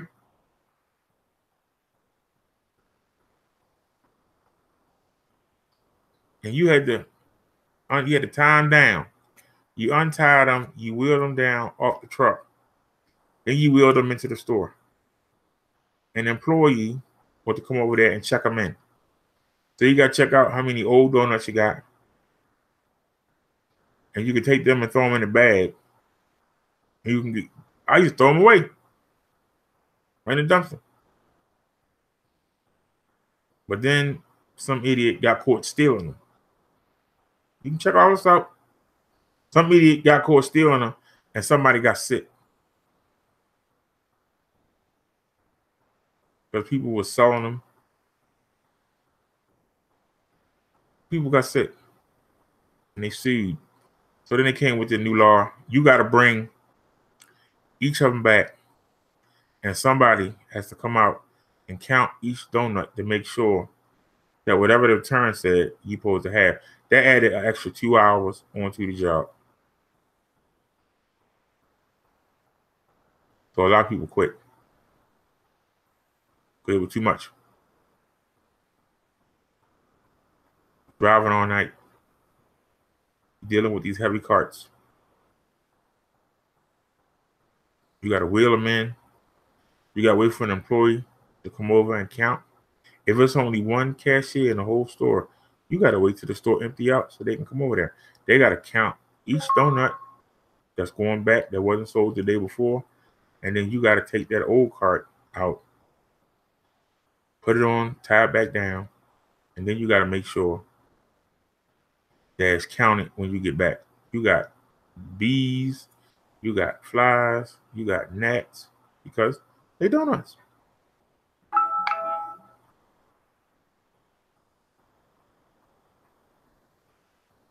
Hold on.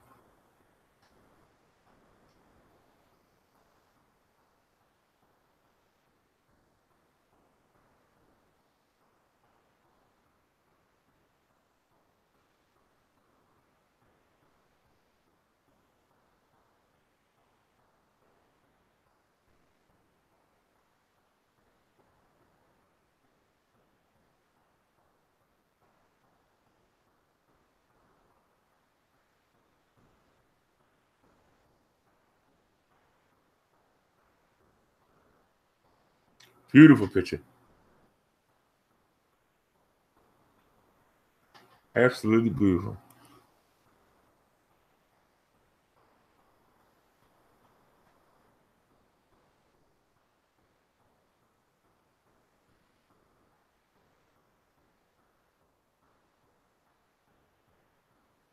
Adorable. Just adorable. Oh, they can only say that size forever.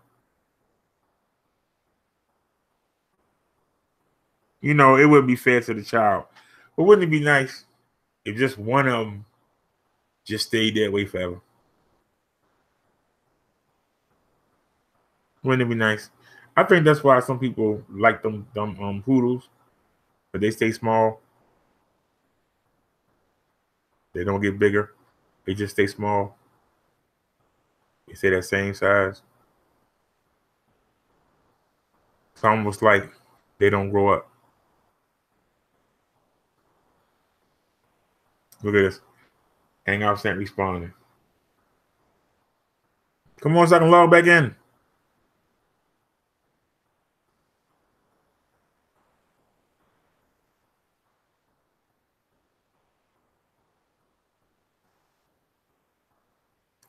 All right, Tony continues.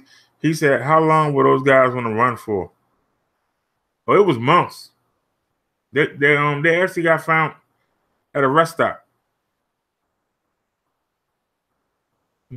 They were snoozing in the car at a rest stop.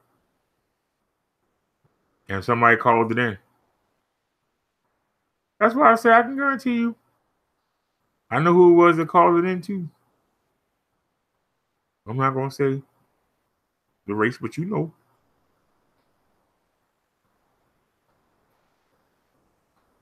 Tony says facts. Tony says whites are do-gooders. Not so much do-gooders, but they will take care. They'll take care of their property. And they'll care about their neighbors. They won't say, oh, well, it ain't over here. I ain't got to worry about it. They'll be like, let's go see what's going on. Junior, grab the gun and come on. Grab my gun. Get one for you two. Come on. Let's go see what's going on over here. Blackwood will say, it ain't over here. I'm going in the house and turn TV on. Play me some video games. I don't know what the hell. I find out on the news later. That's basically the difference. Tony says, yeah, those carts are as big as hell, laugh out loud. Yes, they are. Told you, I told my soldier out twice. They were like, well, why would you try to catch the cart? What do you mean? Why would I try to stop it from falling? Do you know it's like 100 and something to 250 donuts on each cart? That means you could be way out 20 miles, 30 miles away from the store. You got to stop where you are and drive all the way back down. Wait for them to redo that order. Load it up. Then drive all the way back out there. Drop that back off. Then you got to drive on the rest of your route. You supposed to get done about 6 or 7. You start at like 7 in the evening. You might not get done till noon. Then you got to hear the people first. Because, like I told you, until you got on the other side of the Susquehanna,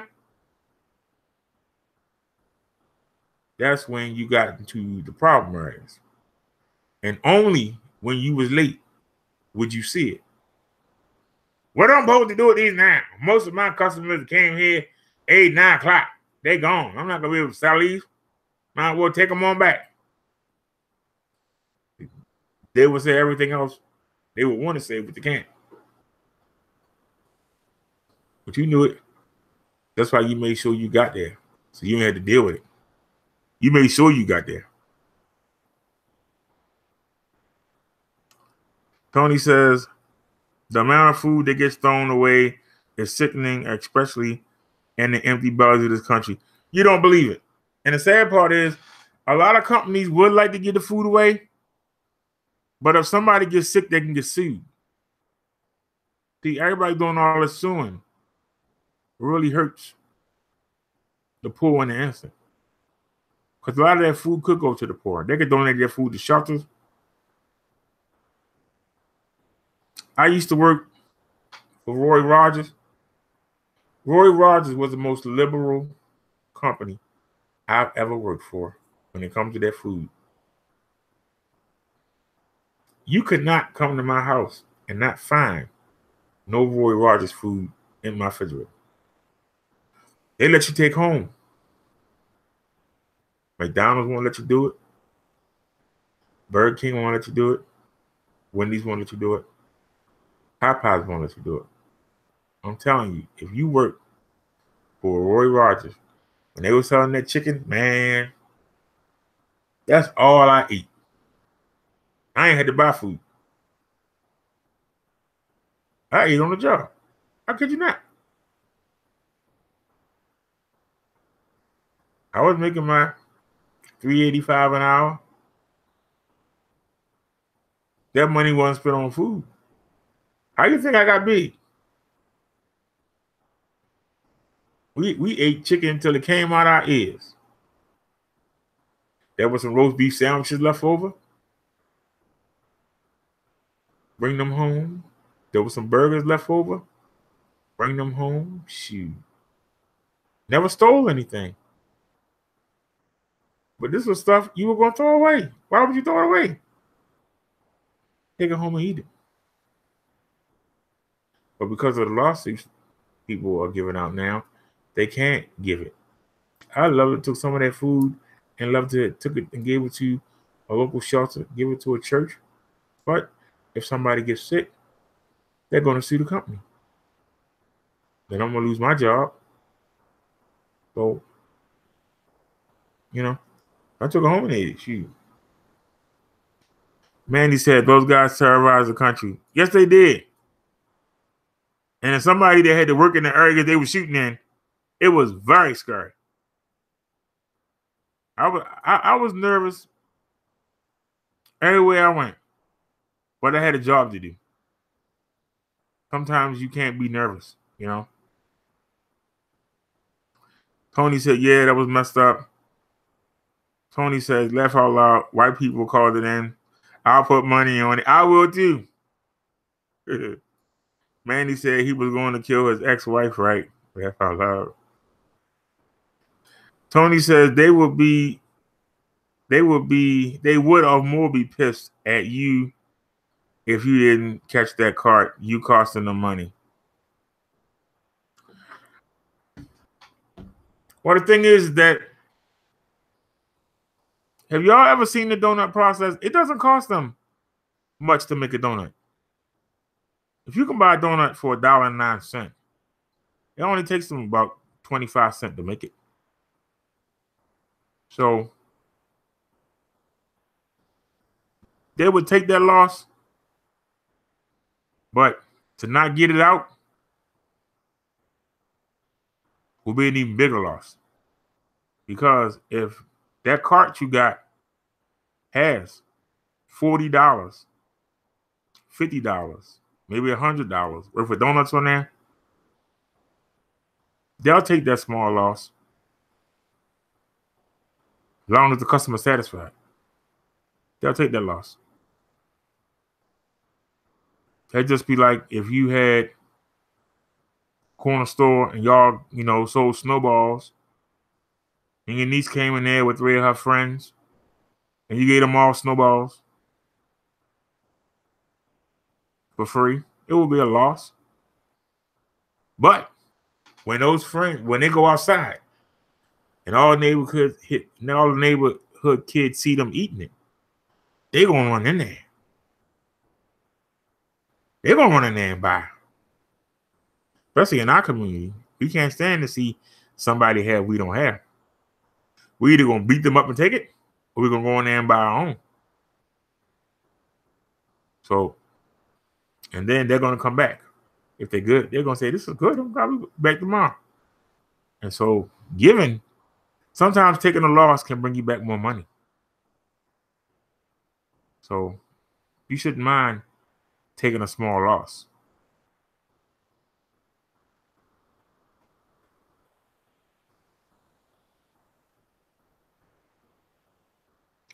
Tony says, I doubt a legit homeless person would sue. It's actually people looking for exactly. It's exactly people like the woman we saw tonight. To get attention and to be on TV, she sold her son out. I guarantee you, the prosecutors are right now got their boy record, trying to find out who he was staying with, what kind of people they was. All that's gonna come out during the trial watch. Now they're gonna dig even further back. They're gonna go back and check his history of school, how he talked to the teachers. They're gonna find out everything. Probably gonna find some kids in the neighborhood to testify that he was crazy. I just wanted to bring y'all this because I wanted y'all to see the different dimensions. If you look at the headline and then you come here, you get every angle.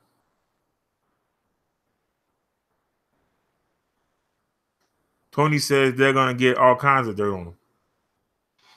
Yep, and the mother opened the door. She opened the door. She said he didn't get in trouble until December. But they're going to start looking back. They're going to start looking back. They're going to find people. I've seen him do this. Yeah, he was doing that for a long time. Police finally caught him.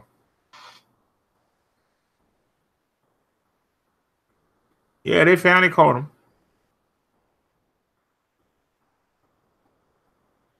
He probably been detained, but not charged. Mo probably came and got him. They're going to find a whole lot of stuff. And his defense, the mother did a lot more harm than good.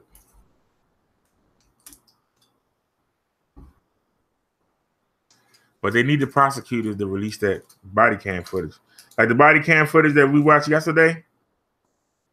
For those of y'all that was here. That body cam footage showed so much. And a lot of y'all got angry at me. But I was telling the truth. Because I wasn't watching the cops. Y'all were focusing on the cops. I'm watching the attitude. The attitude. You already know the cops is amped up.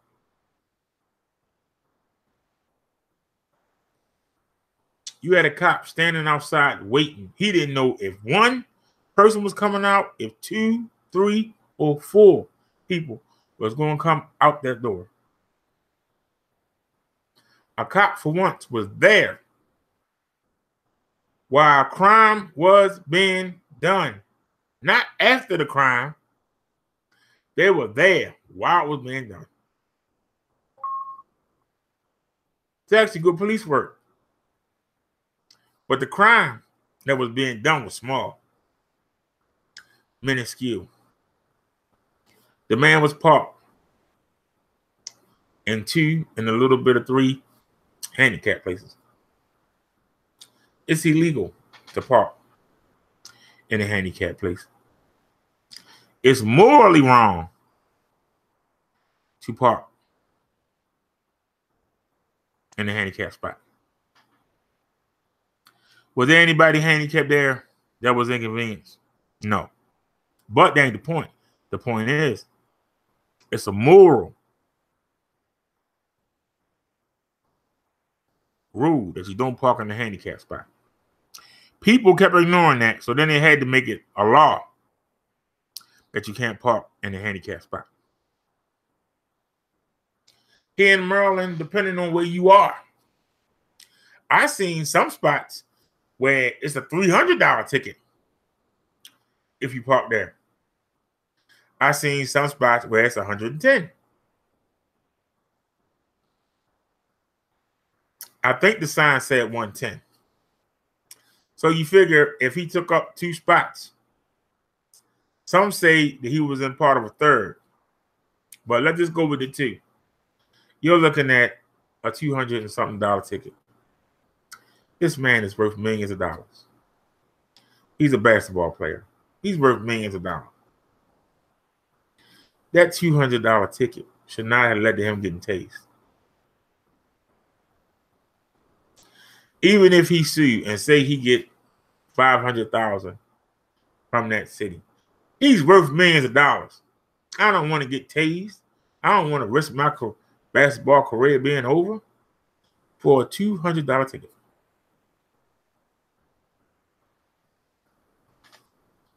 Where does the rationale? I'm worth millions of dollars. I'm still active. Why am I going to put myself at risk? Even if he wanted to do endorsements down the road, most white companies are not going to endorse him for that criminal behavior.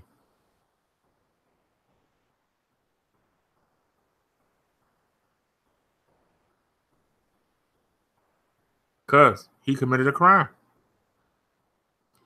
And instead of being a man about it, he's down there wrestling with the police. Why should you want your kids to buy his shoes? Is he a role model?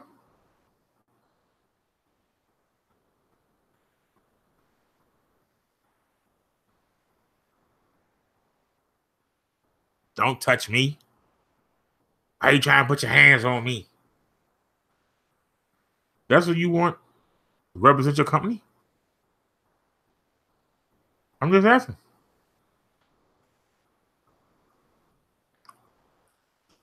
Tony says, any of us would have been amped up once that adrenaline goes.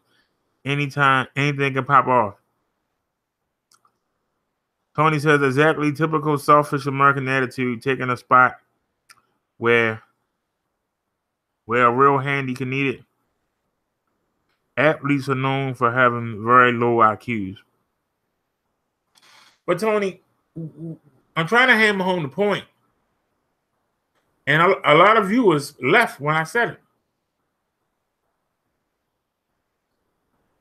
If he came out there and been like, damn, officer, I wasn't even thinking. I'm sorry. I was just in a rush. You know, I got the girl at the crib. I had to get some condom. You know what I'm saying? We about to get freaky. I realized I ain't had no condom. I ran to the store. It's 24 hours. I just wanted to get in while she's still hot and in the mood. I don't want to get back there and she ain't got cold. Now I got to start all over again. You know what I'm saying? I wasn't thinking. It's totally my fault. I take my ticket, the warning, whatever you're going to give me. Sorry, officer. I just wasn't thinking. I had no intention toward the handicap. I know they might need it, even though it's 2 in the morning. Suppose they wanted to come. You understand? That should have been the answer. Police got a gun drawn on you. You trying to get in the car.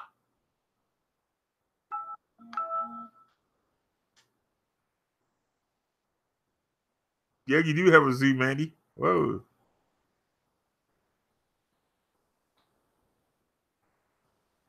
You trying to get in the car when a police officer got a gun drawn on you. I don't care. Where you from? Police got a gun drawn on me. Oh, officer, what's going on? What I do? What's happening? That. What you mean I can't get in my car? Yeah, back up. Wait for the car.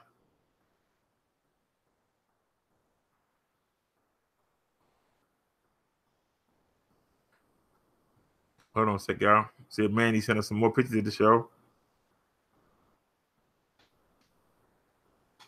You got a gun drawn on you by a police officer at 2 in the morning, and you still try and get in your car. There's a disconnect there somewhere. I'm trying to understand. What's going through your mind? Well, he ain't got it. It ain't for me. I'm the only one out here, but the gun ain't on me. He ain't looking at me. I know I ain't do nothing wrong. I'm an athlete. I'm special. I'm above the law. This cop got a gun on me. Man, I'm going where I got to go. No, sir. I want you to back off because I don't want you to get in the car. What do you mean I can't get in my car? Why are you touching me? Because I'm asking you to back up, wait for the car. You don't touch me. You don't put your hands on me. You mean I can't get in my car? Till I know what's going on, you cannot get in that car. Do you not see what you've done? Look what you've done. I ain't done nothing. You are parked in all these handicap spots. So, disconnect. Where does the disconnect come from? You don't have to obey the law. You are above the law. And it's not because he had money. Because most of these young black males think they're above the law. Most of these ratchets think they don't have to obey the law. You got to obey the law. They don't.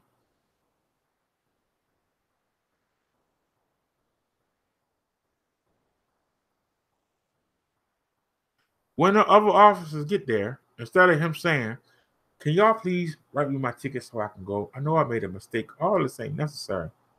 I messed up. My bad. I'm sorry. I'm not a criminal. I'm just somebody that wasn't thinking. That's all he had to say. He would have been home in his bed. But instead, you want to get confrontational. They tell you, take your hands out your pockets. The lady that came from outside was an employee at that store. Officer was asking her, did he do anything inside the store? She said no. He said, well, go on back inside. He did nothing, but she's trying to hang around. I want to make sure nothing with her. Because she can sense it. Something about to go down. This employee can sense something about to go down. Because she can see by the attitude of the dude. And they nosy, like we said. Like we were nosy. That person would have said, I'm gone. See you. She wanted to make sure nothing happened to the man. That's why she didn't want to go back inside. She could sense something was going to happen.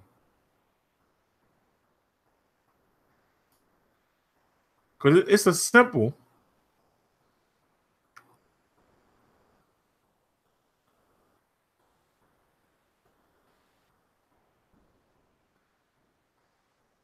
Go ahead, Mandy.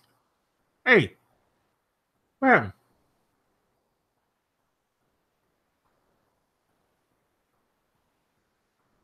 Cheap phone. Even though it's a S5. Look at that pool, y'all. Mandy is chilling. Hold on, the phone frozen.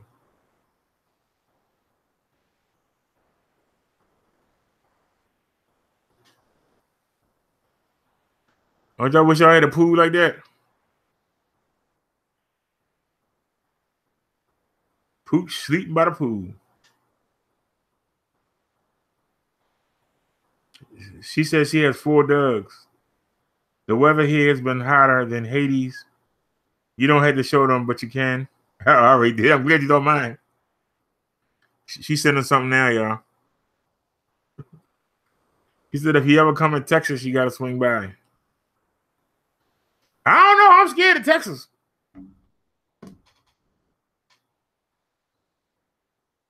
Even though I'm considered a goody two-shoes, y'all ain't no joke.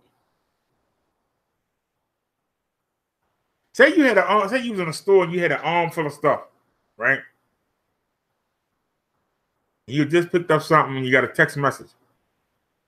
You put it in your pile in your hand and it fell out. So you pick it up, you reach in, you put it in your pocket, it fall out your hand. You take your cell phone out, you get your text message. You go up to the counter. You pay for your stuff. You go to walk out the door. You got a candy bar in your pocket. They lock you up for shoplifting. That judge ain't gonna buy in Oklahoma or Texas. They're gonna try to give you 5 years. I'd be scared to go to. I ain't gonna lie to you. just that mistake, and you done for. They ain't gonna try and hear nothing. All right, boy. I got to give you the maximum 5 years. 5 years for a mistake like that. I go to that store every day. I spend I don't know how much money in that store for a $1 candy bar. Yep, law is the law. And down here, Texas, we don't do that. Shoulda, coulda, woulda. Shoulda checked your pocket before you try to leave the store. Bet you'll do it next time. 5 years. Get them out of here, bailiff. I'd be kind of scared. But I don't know. It sure looks beautiful. Check that out, y'all. Man. That's absolutely gorgeous. I wish y'all could see how blue that water is. We have places up here where it's that blue. Let me see if I can highlight it. Y'all see how blue that water is? That's a well-maintained pool. I ain't never seen one that blue. I've been in many a pool. I ain't never seen one that was that blue. It's more like the color of the sky with the chlorine in it. I ain't never seen a pool blue.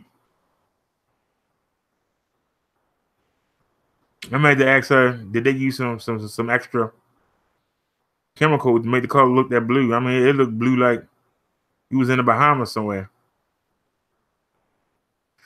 Let me check my chat.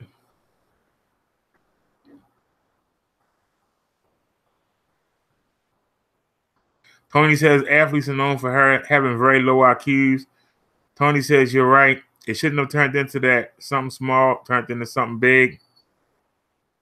Mandy said, don't be scared to come to Texas. Tony says, yeah, they don't like us Yanks in Texas, especially if your name ends in a vowel. Mandy said, laugh out loud. She said, Houston. Mandy said, look at the demographics, then talk to me. Tony says, with the exception of Houston, though. Mandy Woods says, I'm right north of Houston. Mandy said, it's been raining, so it needs vacuuming. It's talking about the pool. Tony said, north of Houston can mean the border of Oklahoma. Can mean on the border of Oklahoma. Mandy says, no, Houston is not on the border of Oklahoma. Then she says, Dallas, maybe. Mandy says it's about 6 hours to Oklahoma.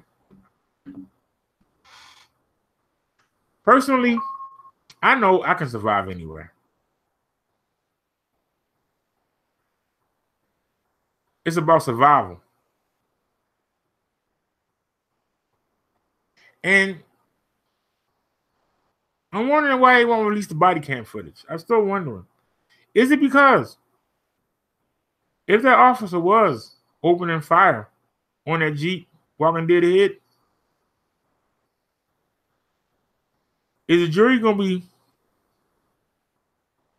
more, what's the word? Are they going to be more forgiving? The cop was firing at me. I ducked down to you and ran over. But also, are they afraid of the Rodney King? Whereas they kept showing the footage over and over on TV. And it became less impactful because people got used to seeing it. It didn't seem so bad. He didn't die. What do y'all think? Why won't the prosecutor release the body cam footage?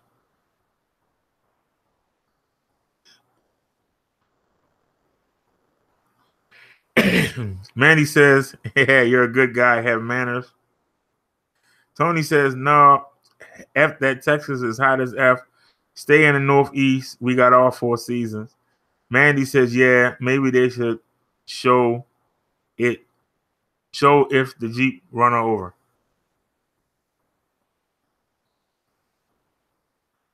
I believe that remember that picture I showed y'all of that beautiful young lady? I get the feeling she's not that. He's going to be, I said, get your black ass. I said, get your motherfucking black ass. It's got to be something. She had to say something that they are really fearful to release. She had to say or do something. They won't release that footage. That should have been released so everybody could see. But see the whole, and they were like, put him under the jail. He should be under the jail. I'll put him in the jail. Throw him under the jail.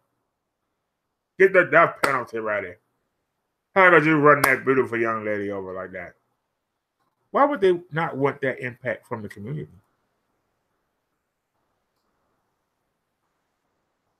Why would they not want to shut down these lawyers, but give them something to cry about? They won't release the body cam footage. They won't let us see the footage so we can plan a defense. What are they hiding?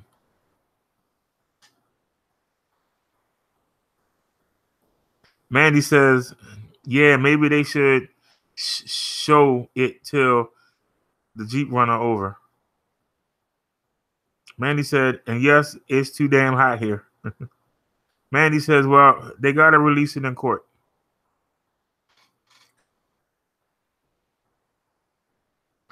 Yeah, but they're not going to have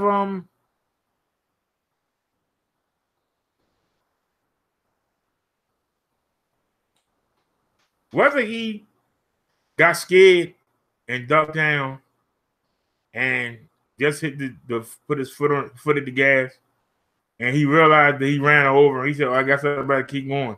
He should have got the car in and ran to her and be like, I am so sorry. You shot at me. I ducked down. My foot at the accelerator. I didn't realize that I ran you over. He could have done so many things different. But when he was opening that car door up, He should have just got out and got on the ground. That's what he should have done. At that point, he's not inside the house burglarizing anything. If they are burglarizing the house.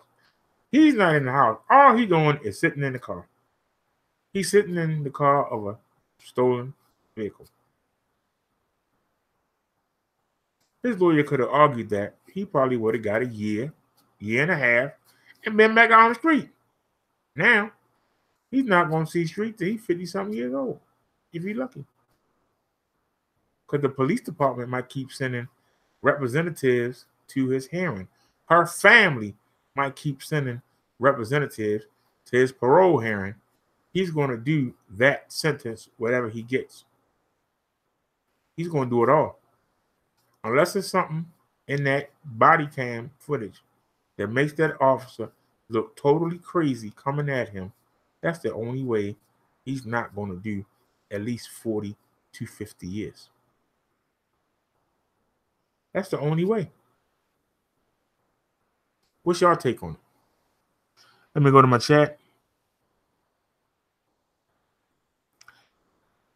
Tony says, I have manners too. Don't judge me by the company I keep. I myself, I hate trolling with a passion. Mandy says I wasn't.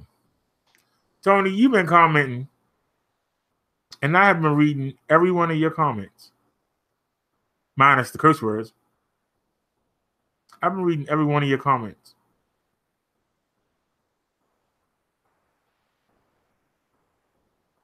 This show is not about trolling and making fun of people. We truly trying to get into the mind of the inner city teen, male or female. They both seem to have this, if you touch me, if you approach me, I'm going to immediately respond with a violent attitude and then violence. And once I start, there's no stopping. I can't turn it off. That's why I keep saying, is there a built-in memory chip inside of these young black teens that once you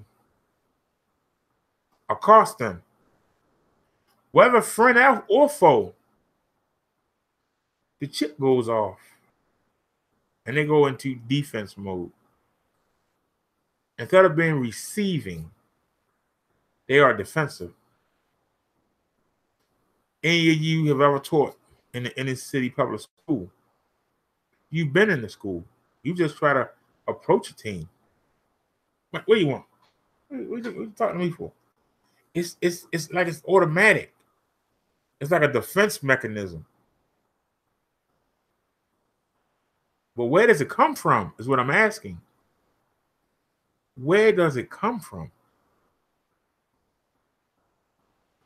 If I see a cop standing next to my car and I walk to it, how you doing, officer? Is something wrong? Did I do something wrong? What's the problem? Not. I'm going like he ain't there. I'm getting in the car. He telling me stop, back up. What I got to back up for? Not, oh, what's the matter, officer? Something wrong? That'd be my response. Because you're stopping his movement, he is automatically defensive. If I see a cop standing next to my car, officer, what's the matter? Somebody damaged my car while I was inside? Something wrong? That would be my first thought. It wouldn't be, what you standing with my car for? Because I got money? You looking at my car for? Man, get out of here, man. Go on. That's the kind of attitude he had. And most people didn't want to acknowledge it. They didn't want to, they wanted to excuse it. They wanted to overlook it. When they told him, sir, stop putting your hands in your pocket. Man, I'm cold, man. My hand's cold. I ain't got nothing in there. You got police officers telling you don't put your hands in your pocket. You're going to put them in anyway.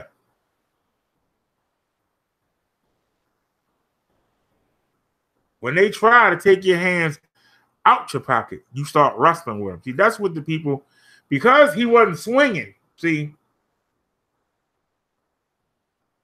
and this is what I was trying to get to y'all, because he wasn't swinging, you understand what I'm saying, at the cops, he was resisting. Resisting means you're not doing what the cops tell you to do. That is resisting arrest. You don't have to be swinging at them. You don't have to be throwing them around. The fact that you tense up your shoulders and lock your hands in your pocket, and now they're trying to get your hands out your pocket. They don't know what you got in there. They've allowed you to reach into your pocket 3 times to turn off that car alarm. They should have took that car alarm from him at the beginning, but they gave him the benefit of the doubt. The first time that car alarm went off, and you saw the cops trying to go in the car, and he locked it, kept locking it on him, they should have took it from him then. But they gave him the benefit of the doubt.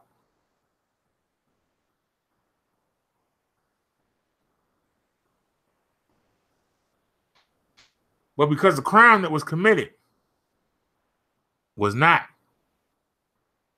a bad crime, it was a misdemeanor. It was a $200 fine.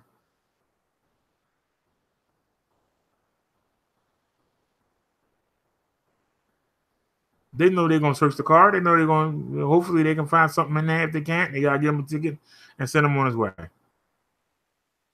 But this man, even though because his hands are in his pocket, he's still not letting them get his hands. He's still resisting and fighting. His fists are not flailing. So most people think he's not being aggressive. But he is, because he's not letting them see what he got in his pockets. That is the point. He could have said, all right, man, my hands is cold. Come on, y'all. Look, can y'all write me the ticket, man? Let's do this, man. I'm cold. You're not going to let me sit in my warm car. Y'all are cold. I'm cold. Let's just do what we got to do so everybody can go. I'm not a criminal. I'm a basketball player, for God's sake. I got money. I make more than all of y'all together. 10 times over. I'm not trying to rob no Walgreens. I just made a mistake. Let me get my ticket and let me go. I don't want no problems.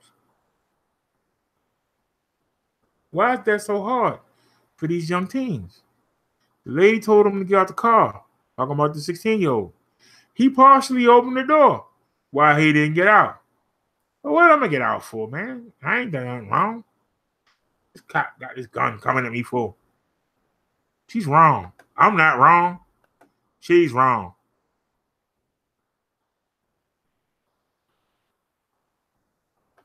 Sorry about that, y'all.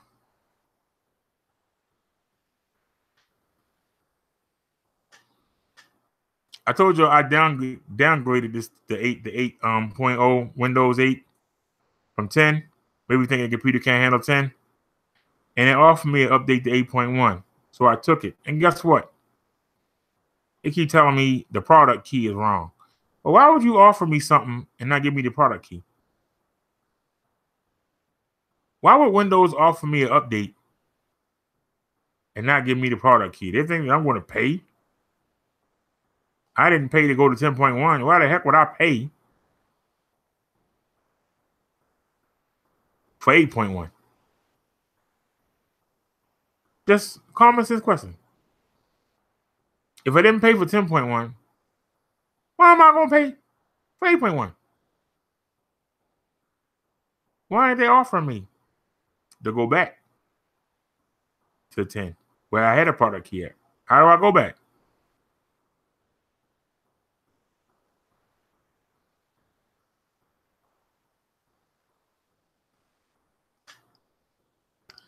Oh, and Miss Mandy, if you're still listening, I looked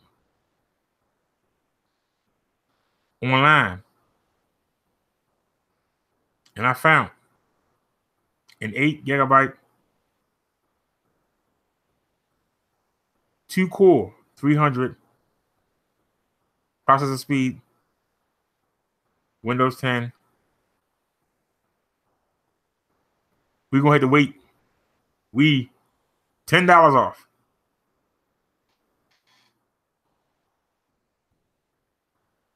We're going to have that computer, y'all. And we ain't got to deal with this crap no more. Let's get back to the chat.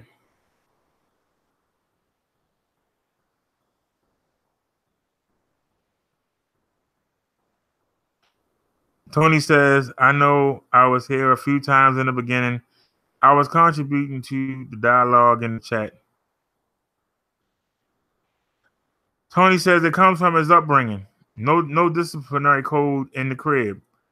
He didn't respect his elders. He has a chip on his shoulder. Tony says single mother upbringing with that generation. It is. But unlike other YouTubers, I'm not just going to slam the black mothers because there's black fathers that ain't doing that job. But once you say that, most of these black fathers was raised by single black mothers. So it still loop back. But that don't help the situation. The fact is, we got 2 generations of young people, potentially 3, that have this chip on their shoulder. They really believe they're not wrong. And even if they are wrong, you're wrong for calling them out. How do we fix that? How do we change their brain? The way they think. By being around some of them, I can tell you.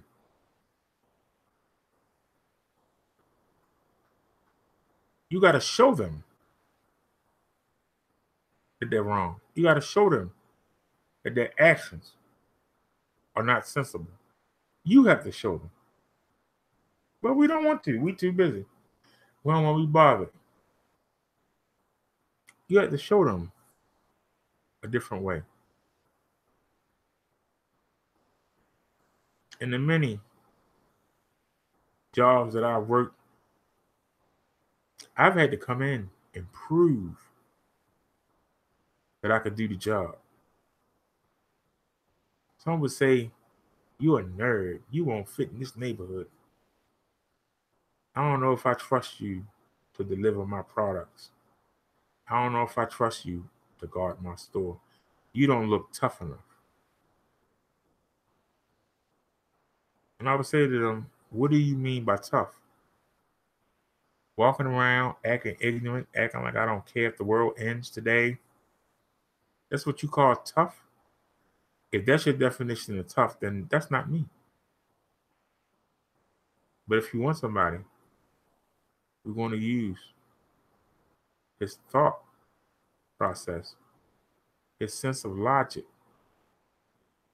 to try to figure out the best way to handle any situation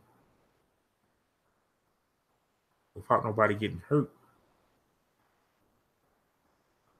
There were times when I went to chase somebody and they drew a gun on me.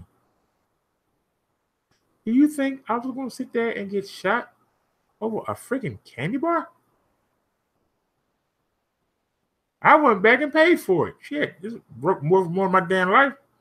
Next time I saw that person, I got my money back from them.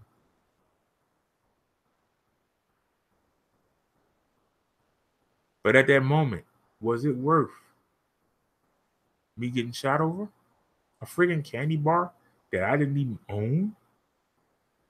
You got to use your common sense sometimes.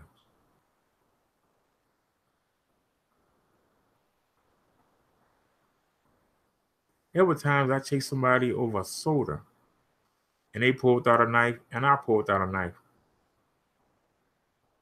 And I realized we both get ready to stab each other up for a soda that neither one of us own. I walked back. I paid for that soda. Next time that person came by, I got my money out of them. Sometimes I got my money out of them and punched them dead in their face. Other times, I just got my money out of them. Didn't know how bad the offense was.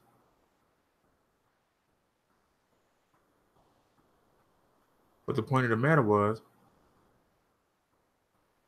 you got to realize this police officer, sure, she wanted to be the hero. She should not have been in front of that truck or behind it where it could run her over. She should have been to the side.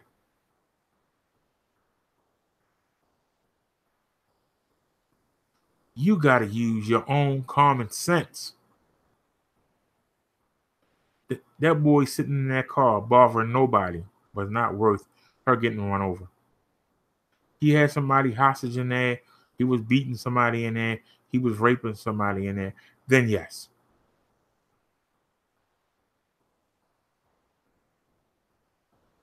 But right now, at most, you're looking at a burglary.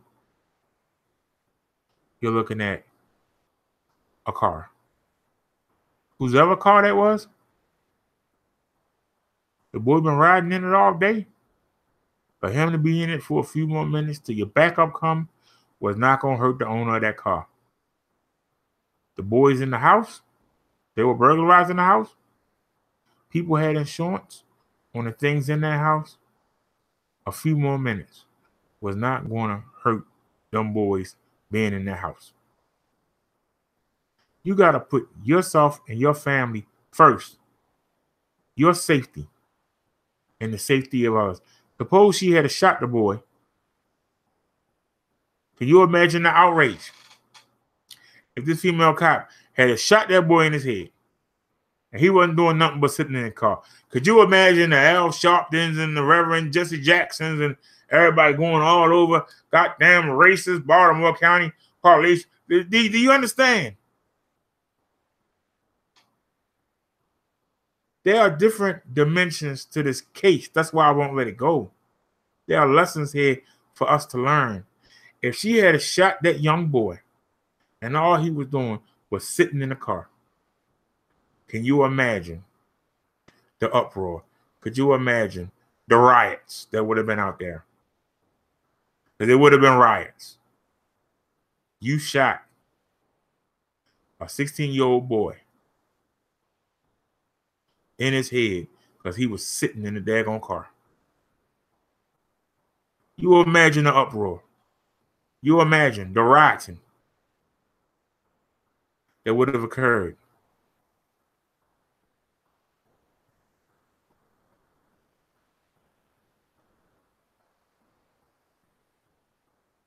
That's why I want to see that body cam footage.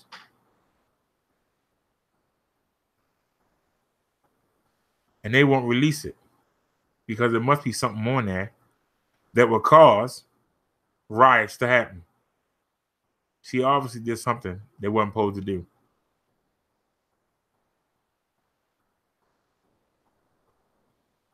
And all it takes is one person to get that footage and be able to show that she was wrong doing something. And somebody will go out there and get the people riled up. And there'll be protests, marches, and rioting. And it's going to make the jurors less likely to give a harsh sentence because they're afraid. When they come out, they was on the jury that these rioters will come to their door. Y'all see what I'm saying? Let me check my chat.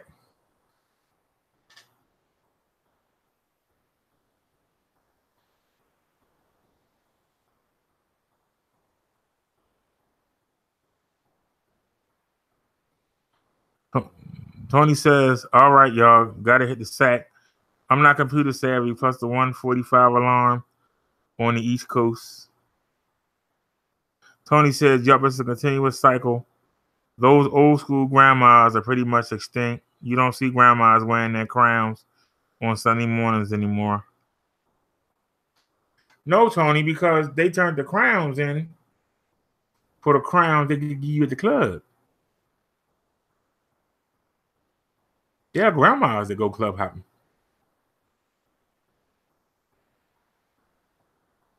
But see, what happens is, young girl gets pregnant. She has a child. That child has children early, like she did. She winds up helping to raise that other child. By the time she turned around, she's 42, 43 years old and ain't had no chance for no life. Now she says, I ain't raised you. I ain't raised your damn child. I'm ready to go out here and kick my heels. She only got a few years. So that grandchild got a child. And she still got another child to look out for. So they're trying to get in.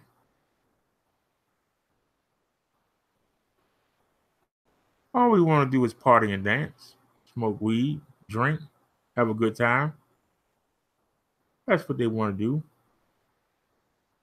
And when you stop them, when you get in their way, when you oppose it, even for a minute, you are the enemy. You are the enemy. And they'll turn on you so fast, you won't see it coming. And when they turn, they get into that mode, and they don't know how to stop. I've literally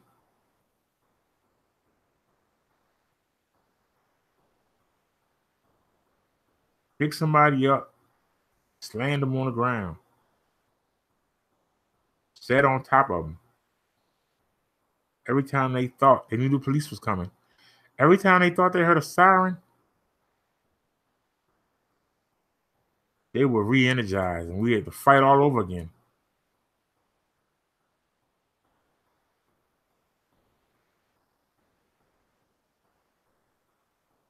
They still believed they could get away. I had one guy that almost did. We were wrestling and he wore me out.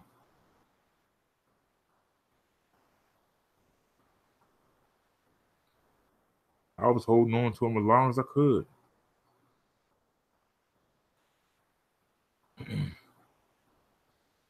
And he gave me a forearm. It made me let him go. He ran right into the arms of the police. I held on to him just long enough. Just long enough.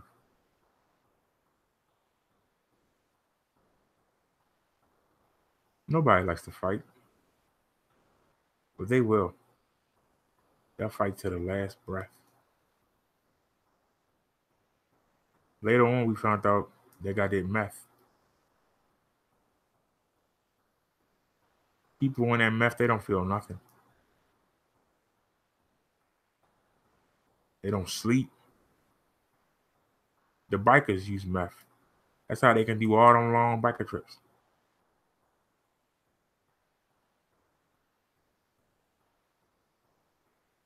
I was fighting with a meth head.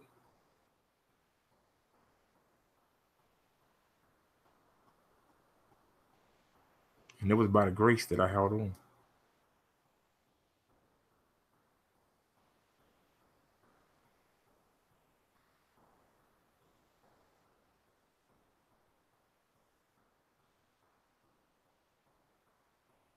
We went to court.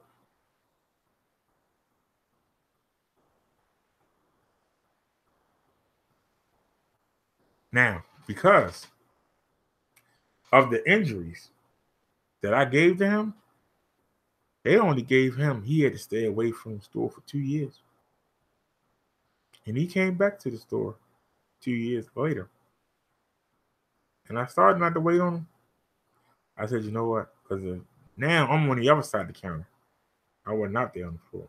That's why he came in. He knew I was behind the counter. I gave him a look. I gave him the cigarettes. And he went about his business.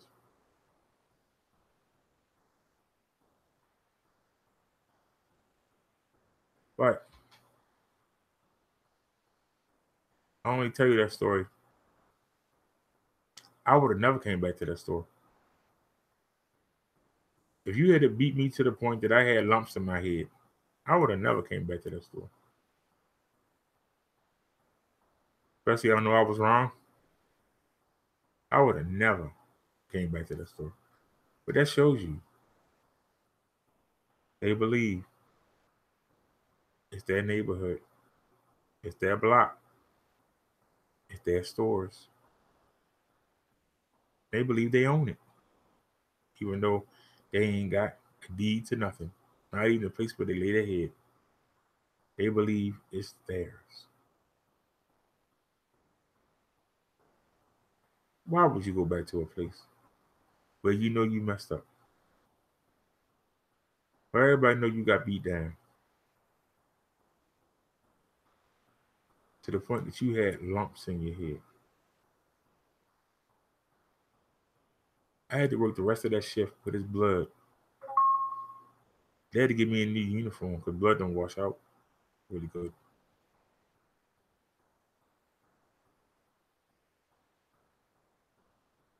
Everybody came through there. Oh, he got all the blood on you. And the customers would be like, oh, you didn't hear? Why would you come back? I wouldn't come back. I'd be too embarrassed. See, they don't get embarrassed. There was a bunch of police standing there with guns drawn on me and people drive by, I'd be embarrassed. If I had to do the DUI test while people driving by, hey, look at Derrick doing hey, that, I'd be embarrassed.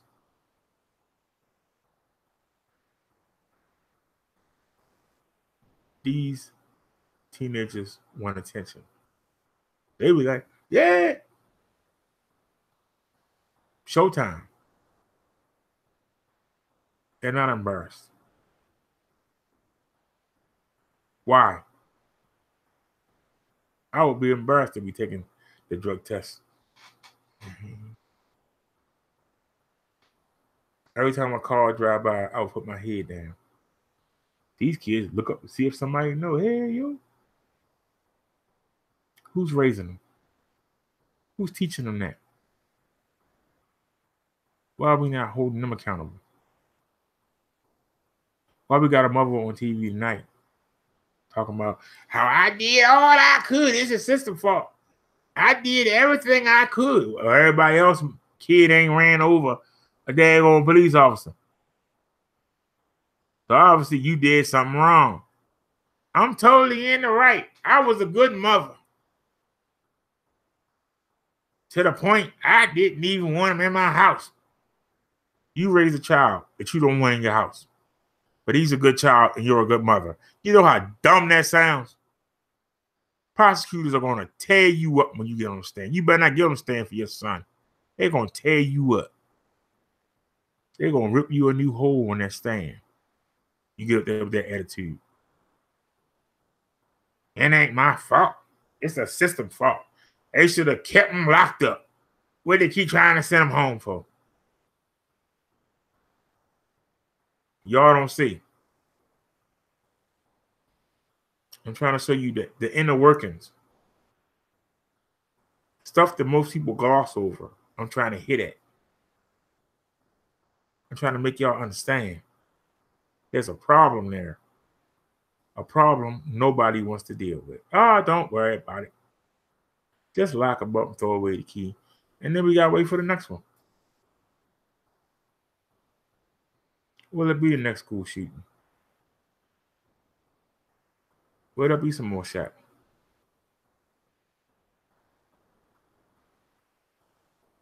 But as sick as this is, it could have been even worse. Suppose she would have hit him with that first shot. How would they have portrayed it then? She shot a young boy who probably stole a car at that point in his head while he's in a car. They didn't say they found no weapons in that car.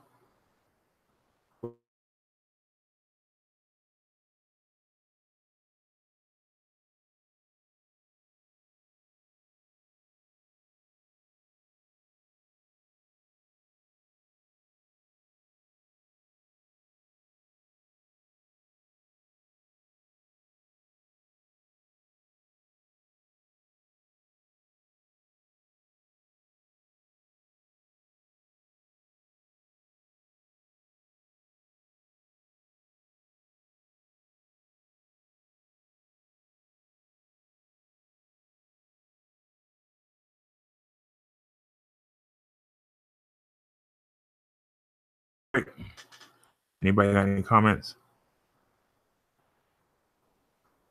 Tony says, single mother bringing up that generation. Tony also continues, he said he got hit the sack. I already read that. It's all right. Nobody not commenting. I'm going to go ahead and cut this short. But I hope that I brought y'all some insight. This ain't about views. This ain't about being famous. This is about seriously looking into the issue. And I hope that those that watch this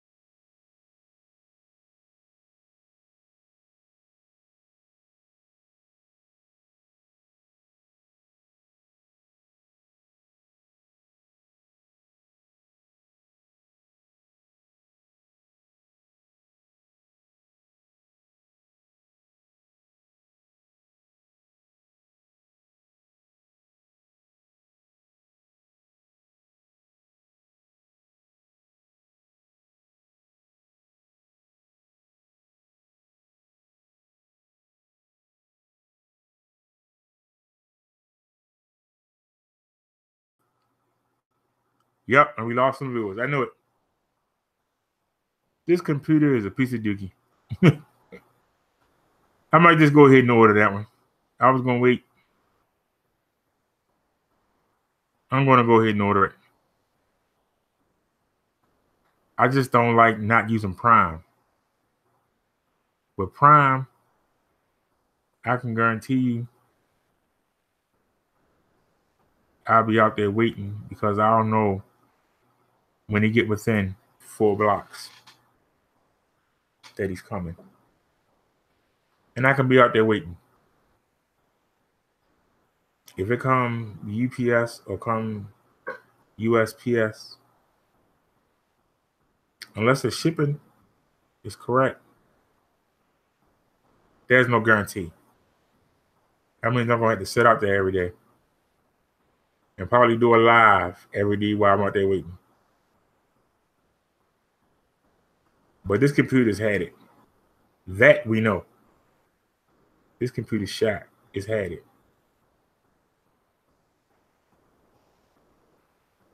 They still keep chugging.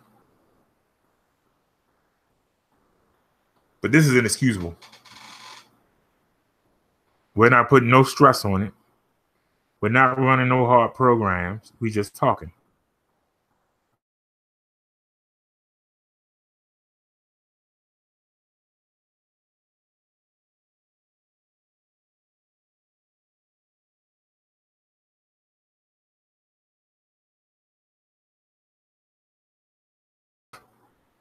Let me thank everybody that came through. Anybody got any last comments? Any comments?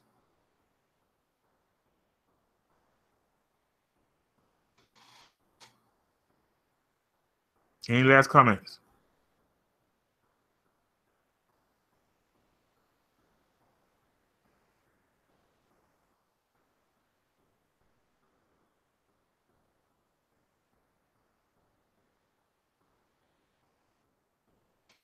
All right, y'all. Check one last time. No more comments. All right, Mandy, Tony, everybody else watching. Thanks for watching. And I'll see y'all tonight. I'll be back on tonight. Y'all have a good one. Peace.